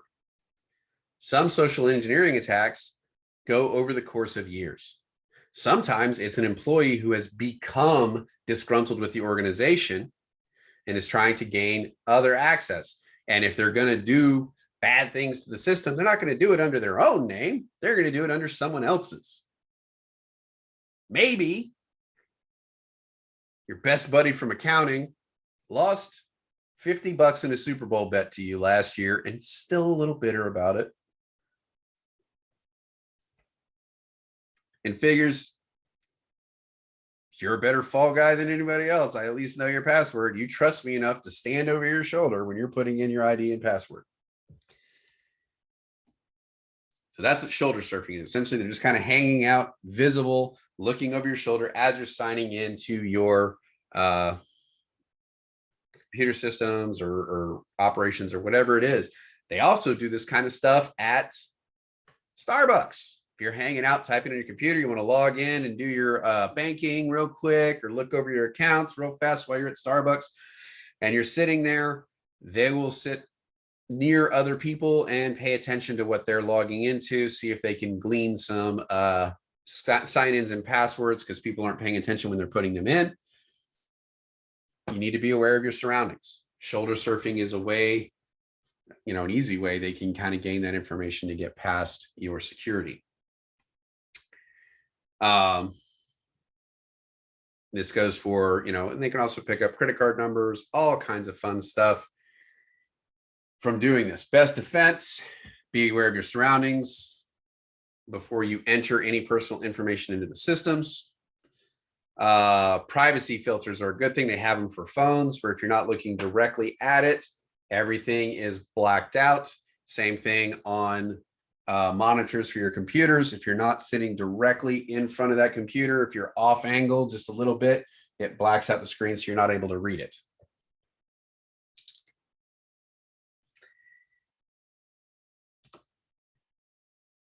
Next, tailgating. This is where we have to learn to embrace our inner jerk. When we see somebody coming up carrying those big heavy boxes, let the door close in their face. Because what tailgating essentially is they're riding in on your security. They may not have access to it.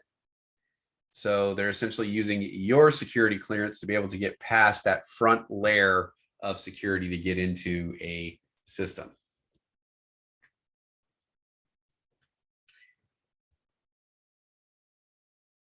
Most intruders will use this method to gain access to buildings if they don't instantly have access. And they just kind of play on the sympathies of other people. Like, oh man, I forgot my card. I'm late for a meeting. I got to get up there. You've seen me around here. I've been out here eating lunch every day for the last month. Come on, I've seen you come in and out of here multiple times.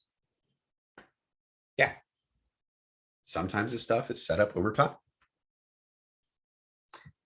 Best way to prevent this, educating end users. As with most of our social engineering attacks, end user education is the best defense.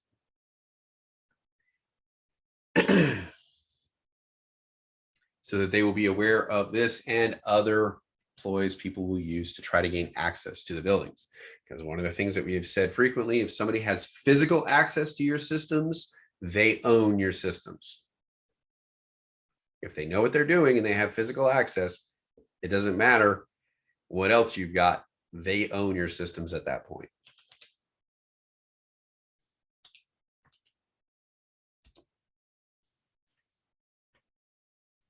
All right. Password attacks.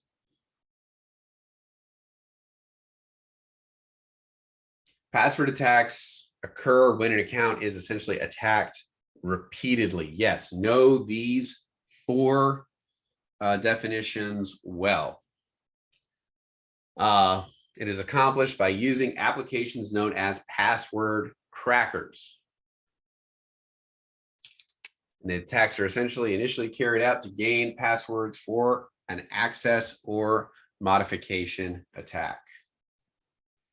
And the four most common types you will see are brute force, dictionary, rainbow, and hybrid attacks.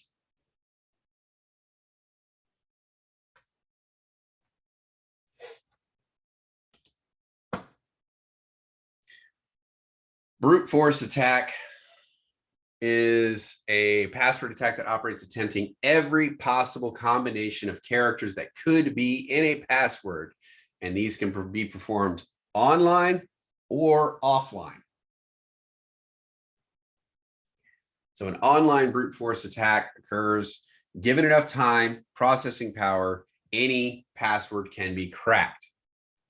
So most companies will have some form of password policy. I'm sure you might have come across this, where you only have 3 or 4 attempts at a password and then it locks your account. Then you have to go in and verify your identity with IT or what have you in order to recover the password or reset your password. So they'll put something in place so that a brute force attack cannot occur, and they can't just sit there and run 10 million attempts at your password in about 15 minutes. So for this reason, online attacks typically are not successful, because that is a very common practice to only allow 2 or 3 passwords attempts before you're locked out. Offline brute force attacks. Offline mode of the attack requires the attacker to steal the password file first, but it enables an unconstrained guessing of passwords. So if you're able to get that password file, you can sit there and keep going after it and send until you actually get the right one. It may surprise many of you to know that when you actually sign in, when you put in your sign in and password for a, like your bank or what have you, your password actually isn't transmitted. They do something that's called hashing, which is a one-way encryption. It doesn't work the other way. So you can't take the encryption and then figure out the password. It is a unidirectional encryption. And what it does is it sends that hash over the internet and uses that encrypted hash for your password. Yes, Jessica. I'm just curious, with you bringing up the whole banking login situation, why was it implemented now to add pictures when you're logging in? What type of? You're talking about where you sit there and say, click on all the crosswalks or click on all the streetlights? No, when it makes you choose a picture where it's like, if you don't see this picture, you're not securely logged in or something like that. You know, there's like a default picture attached. I never understood the concept of that. Like, what was the purpose? Well, that's more of a verification for you to know that you're signing into the right place, not for them to verify who you are. Okay, I wanted to confirm that was like for my security. So to a degree, yes, because back in the late 90s, there was a very successful attack on, I believe it was, it might have been Bank of America. But this hacker essentially created a redirect in the DNS server to their website rather than to the banking website. And their website looked exactly like it. Web address looked the same. Everything looked identical. And what happened was, you would put in your username and password, and then it would give you the error and says you've put in your password wrong. And then when you clicked OK, then it would direct you to the bank. and you would put in your username and password and log into your bank account. But at that point, he has your username and password, right? So what he would do is when you would put in your username and password, he would take a nickel out of your account. How many people paid close enough attention to their banking statements that they noticed a nickel being deducted every time they logged in to check their account? Tens of thousands of people were doing this. This guy was racking up money over time. And this went on for like 3 to 4 months before it was detected. And it wasn't detected because the cybersecurity people figured it out. It was detected because customers were complaining about having to put in their sign-in and password twice every time they logged in.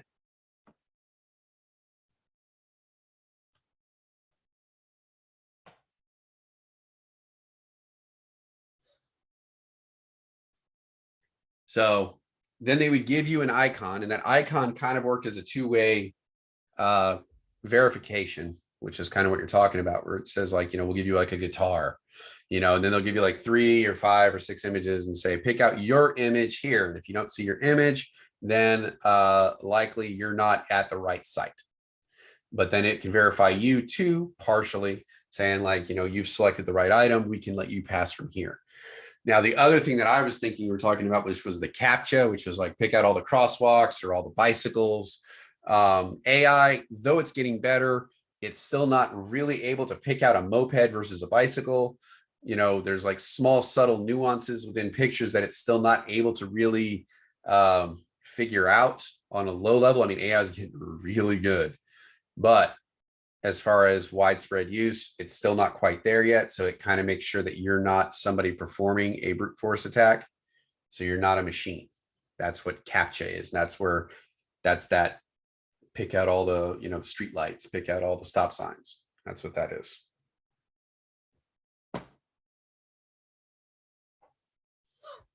All right. So can you elaborate a little bit more on this offline brute force attack? So like we said, it doesn't send your passwords over the internet. It'll send a hash, which is that one-way encrypted. It's like your password may be, you know, Joseph is awesome, you know, and so you have that password, but when it gets sent over the internet, it may just look like a bunch of random symbols. Now, the way hashing works is it doesn't matter the size of the input. The output would be this random set of symbols. So if I took a book and I ran it through a hashing program, say the hash would give me an output of like, you know, 45 symbols. So I take a book that's 10,000 pages long and I run it through a hashing algorithm and it'll give me a series of symbols. Now, if I take that same book and on page 532, I change a capital letter, like a capital C, to a lowercase c, and then I run that exact same book through the hashing algorithm, I will get a completely different set of symbols. Even though I changed one minor thing, it will be drastically different. So that hash tells me if something has changed, which is partly why they use it for passwords. Now, if I get the password file, that gives me all of the hashes associated with those numbers. So now I can use a password attack on those hashes to see if I can figure out what the password is based off of that hash. If I can get that password to match the hash that is the output from the encryption algorithm, I know I've got the right password. I can now go in and sign in. That's how they do it offline. But they need that password file to be able to do it.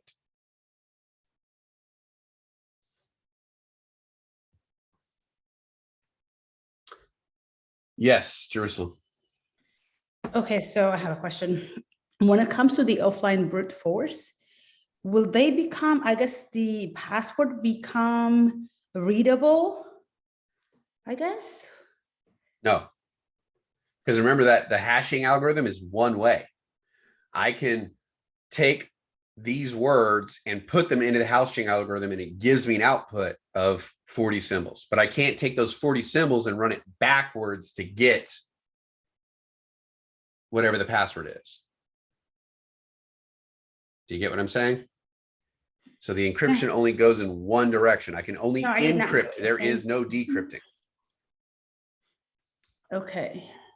So hold on.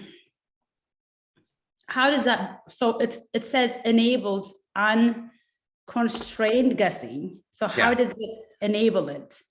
Well, because I'm not going into their system and trying to put the password into their system multiple times.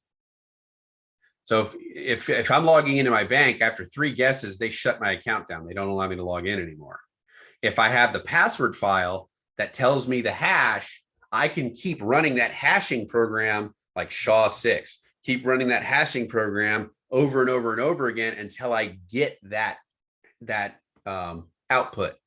And then I know I got the password. I see. So it just becomes activated right away. Yeah. So like I Okay. can sit there and I can run a brute force against it and run that algorithm 10,000 times to get the answer I need versus only getting 3 guesses online.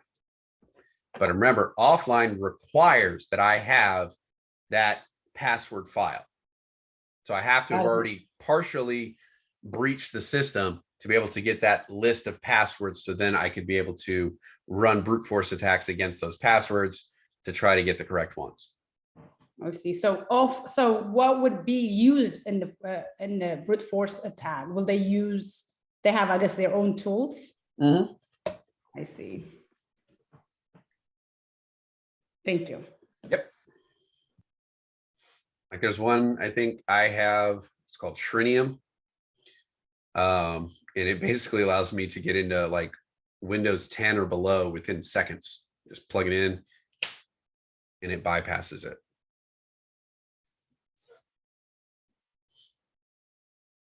And I had to get that for one person who was forever changing their passwords and forgetting it.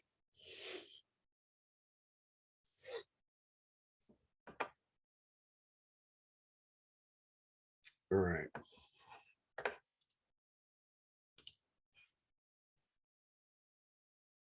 Next, a dictionary attack. So a dictionary attack relies on the usage of large files, dictionaries. Hackers share dictionaries all the time, or they will sell dictionaries if they're particularly effective.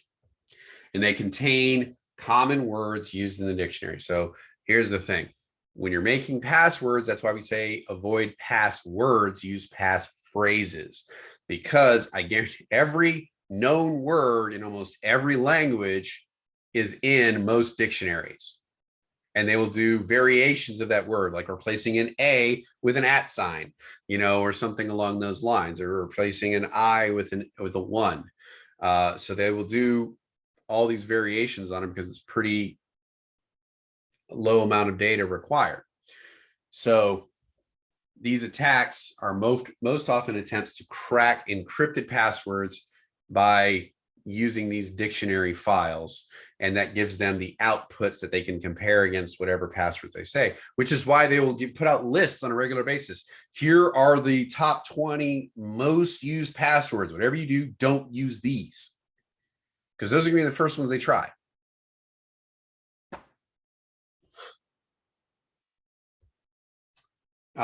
And attack details. These are performed offline, typically to eliminate the disabling of the account through password policies. This is also why we say don't put out pertinent information on social media, because that kind of stuff is folded into these dictionaries that they use to hack your passwords. And the information that you use to unlock your accounts, if they ask, like, what was the first car you drove? And if the first car you drove was like a, you know, like, what was mine? It was like an 84 Accord. So if the first car you drove was an 84 Accord, you could put in there what your favorite car is. You know, like I drove a 2010 Bugatti. You know, that was the first car I ever drove. So you're intentionally putting something in there that's incorrect, but you know what the answer to that is. So when they're looking for your first car, they're going to be looking for the Accord, not for, you know, the Bugatti, which, you know, I likely will never be able to afford. But, you know, it's there. So you have intentional wrong answers to these questions, but ones that you know.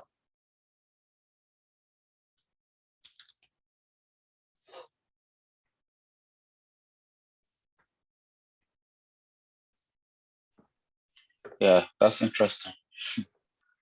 So yeah, some people say, hey, Marvin switched to 54321. It was much more secure. So he got the message then.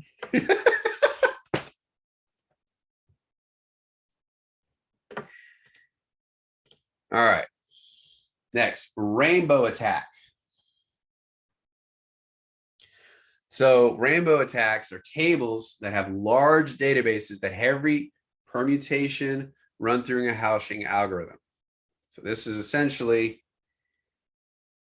the hash can be looked up and cross-referenced. And because there are different hashing algorithms that you can use. There's also, variations of what are called salting programs that will put extra characters on your passwords to kind of complicate the hashing process. So they will run permutations of all the most common passwords and words used through every variation of hashing algorithm in order to create a list that they can work from. So when they're stored in your computer or in a network or whatever, they're stored in a hashed format. So your computer isn't necessarily storing it as, generation rules 237 or something like that. No, it's going to be a bunch of random symbols, and that's how your computer stores it.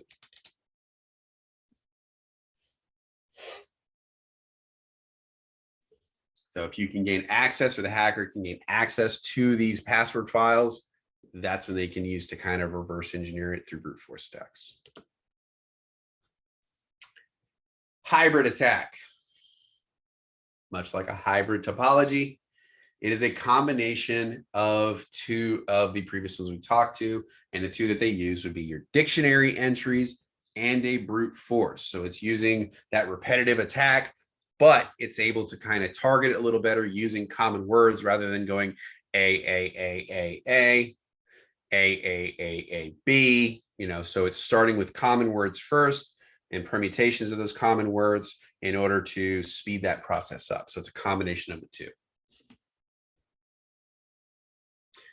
Unfortunately, people who work for a particular company tend to use permutations of that company name in their password. So if you work for Generation, your password may be Generation 527, something along those lines. So that'll be one of the first lines of attack when they go to attack your passwords, or to, try to guess passwords of people who work for an organization. Unfortunately, people's email tends to be their sign-in. So if you can get a list of people's emails, then you can sit there and use those for all your sign-ins, and then the most common passwords, and likely you'll gain access to at least a few accounts. And the higher up that person is in that company, the more access you have.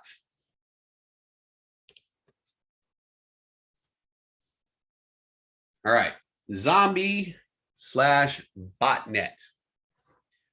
A bot is a type of malware that installs itself on a large number of computers through infected emails, downloads, websites, Trojan horses, all kinds of fun stuff. Once it's installed, the bot has the ability to connect back to the hacker's computer.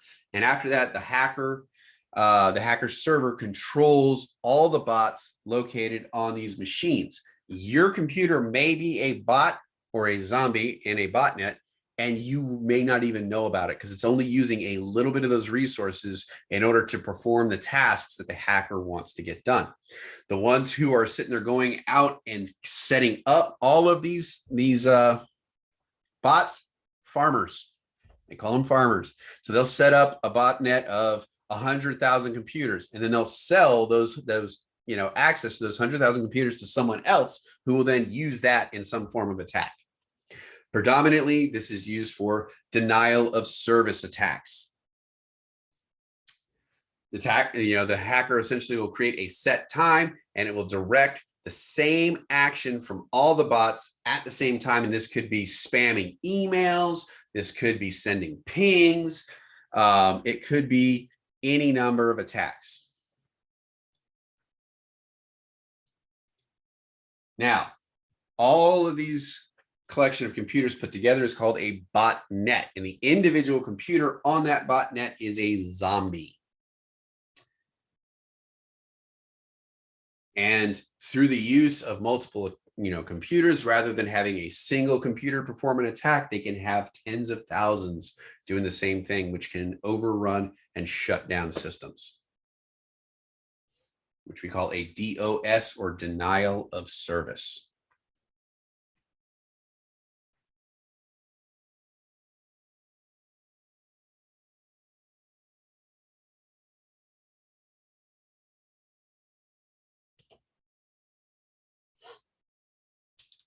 All right.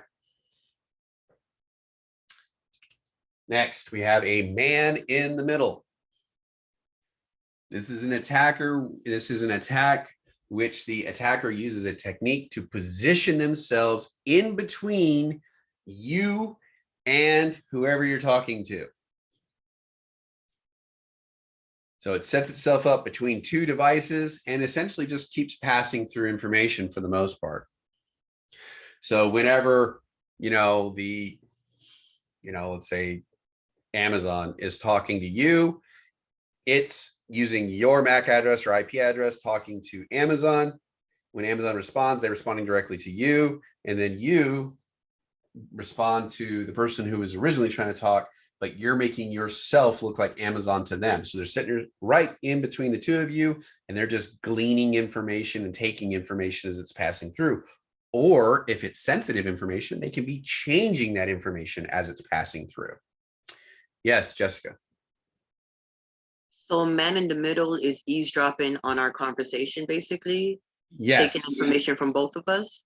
Yes. So they're able to monitor the entire conversation, and they can alter or change that information at their will. But for the most part, they're just eavesdropping. They're looking at that information that's being passed, trying to get credit card information, sign-ons, passwords, all that kind of fun stuff, just seeing what they can get from you. These are extremely common at places like Starbucks, McDonald's, things like that. They try to get between you and the servers in order to pick up that information that they can use at a later time. They so nosy. Evil twin is another one. And this is the name of a fraudulent wireless access point where somebody pretends to be a wireless access point. So an evil twin would be a case where, like, if I go into Starbucks, I love using them because, they have like the most open networks everywhere. So you walk in and you buy your coffee and you get the name of their Wi-Fi and the password, right? Like, I've been a patron. I now have access to the Wi-Fi so I can sit there and drink my coffee. Now, what I can do is I can create a Wi-Fi access point and name my access point with the same name as theirs and the same password. So I've set myself up to look just like their Wi-Fi. And then I do the next funny thing, which is I do what's called a deauthorization attack, where I push out a protocol that basically tells everybody to disconnect. So everybody disconnects from the internet, they back off for a minute, and then when they go to reconnect, I may not get all of them, but I'll get a chunk of them, 10 or 12 of them, where are now logging in as if they think I'm the other access point. So that is an evil twin. It's meant to look just like the legitimate one, and so it captures some of that traffic. Who's up for coffee?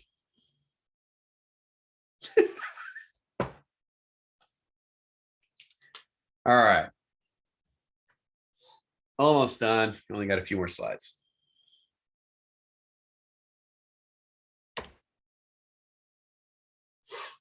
All right, 0-day attack.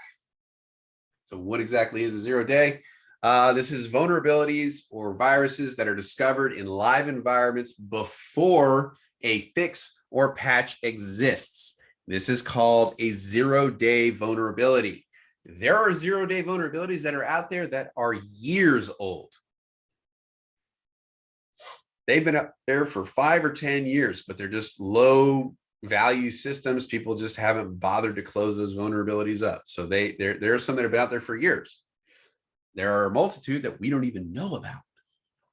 The 0-day attack occurs when security vulnerability in an application is discovered on the same day the application is released. That's another version of a 0-day.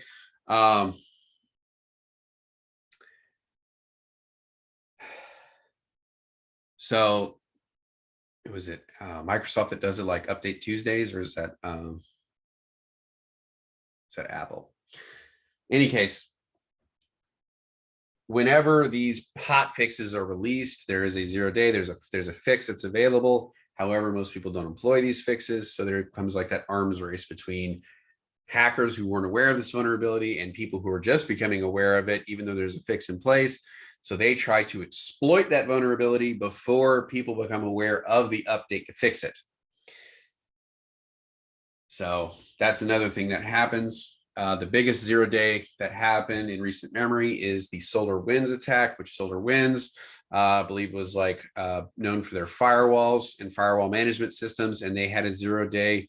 They basically ran a lot of the systems for the US government and a lot of really big organizations. These were the security guys.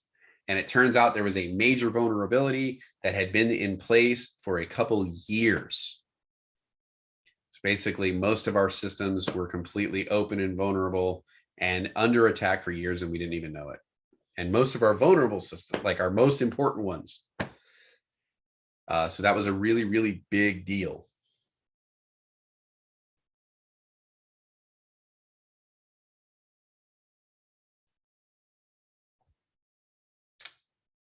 All right.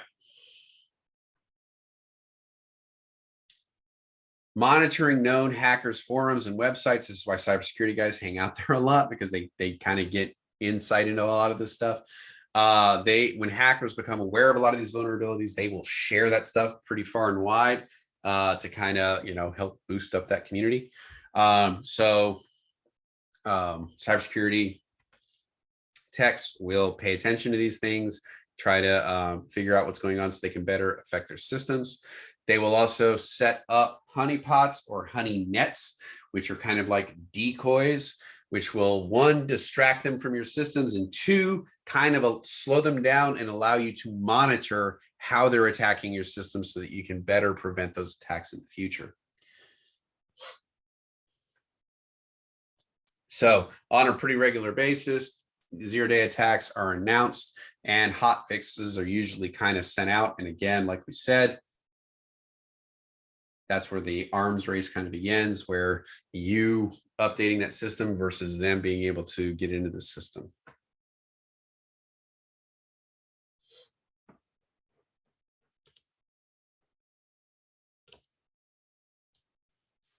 All right. Best practices. So one of the easiest ways to make a system vulnerable is to fail to keep security best practices. In a properly secured organization, security policies should exist that define the minimum security measures expected of your users. Most of this will be notated or given to you in what is called the acceptable use policies. And that will basically tell you like what type of use of the internet is acceptable, what is not acceptable. It will give you password requirements, things that, like what kind of things you need, each password needs to have. You've probably heard of this, needs to be a minimum of 8 characters, uppercase, lowercase, numbers and symbols, all that kind of fun stuff. So all that may be notated in the acceptable use policy. If you're on your computer at work and you're sailing the high seas looking for the latest videos or movies in the theaters, that would probably be a violation of the acceptable use policy. You have now essentially created a liability for your company as well as a potential cybersecurity threat. So you would be in violation. That may lead up to termination. So it basically lets you know what is allowed, what is not allowed, and you should be, your employees should be encouraged to follow these best security practices. Regular training is required to let them know what to look for with regards to social engineering attacks, because that is, again, your biggest vulnerability. And one of the biggest things is you have to have that stick there. What are the consequences for non-compliance? Yes, Julian. Are those policies, the security policies, are those are those just stated in like a contract when you get hired somewhere? Is that something that, say, like before you get hired, you have to go through a whole training and someone explains those to you? Well, when you're getting hired, they probably will explain it to you. It likely will be involved in your employee handbook as well. Many of them have a short form version of the acceptable use policy that pops up every single time you log into a computer, and you have to accept that user acceptable use policy by checking I agree every time you log in, so that you can't come in and say like, oh, I didn't know about that. We were never told about that. So like, yeah, there is going to be some long form documentation in either the employee handbook or some other form, as well as likely at your sign-in, there will be one there as well. Okay. Jerusalem. Curious, I don't know if you mentioned it or not. So where they scan your credit card, like if you're in a random place and then they just scan, there's like a device they use to scan your credit card. Have you heard about that? They're taking a picture of your credit card? Yeah, like there's like a device they use to scan. Does that exist, or is that a sci-fi? Well, if your card has an RFID chip in it, they can walk close to you and actually pick up credit card numbers, which is why now they actually sell RFID blocking wallets, which are essentially wallets that have like a mesh thread, like a metal mesh thread that has been woven into the fabric that prevents the signals from the RFID from passing through it. It's essentially creating what's called a Faraday cage, which does not allow electronic signals to pass through. So yeah, that is a real thing. And they do have small little ones that do the magnetic reading, so they can literally like take your credit card, swipe it real quick, and they take the magnetic reader. My personal favorite was the old school one where they used to run the little like chunk chunk, like the thing over your credit card to get the carbon copy of the card, and they use the carbon paper for it. I terrified one of my yard leads up in New Jersey, because I was like, dude, it only takes like a half a second to steal your information. He goes, what are you talking about? And I ran some paper out of the calculator on my desk. I was like, let me see your credit card for a second. I turned around and I ran my pen across the paper and I handed him his credit card back. I was like, I just got your information. He goes, what are you talking about? And I showed him the credit card. The pressure from me running my pen across it took down all of his numbers and expiration dates and all that stuff. So They had a young lady here in Atlanta that was working at Wendy's, and she was stealing everybody's credit card numbers when they went to the drive-thru. And no shame at all, she's still at work and she's shopping online at Nordstrom's with these folks' credit card numbers. wow, couldn't even wait to get home. No, all she did was take if you had a credit card that had once that had the red numbers on it, she'd take a piece of charcoal or crayon, put it under some paper, and get your number right like that. Yeah, and it only takes like half a second. You just run it over one time, and you can get it. Yeah. So every time I go to a drive-thru, make sure you watch what they're doing with your card. Make sure they're not doing anything but putting it in the scanning device, the slide device, and taking it back out and handing it to you. Yep. And most credit cards now are flat. They don't have the ridges on them anymore because, unfortunately, if you have like a leather wallet and you keep your cards in the same place, those ridges will imprint in your wallet. So if you throw the wallet away, they can sit there and see your credit card numbers and expiration dates just in the wallet.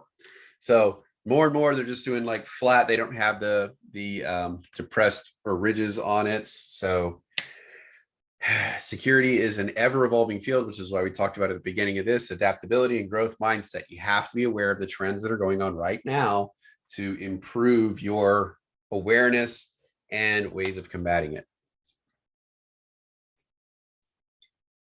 So, yay, quiz.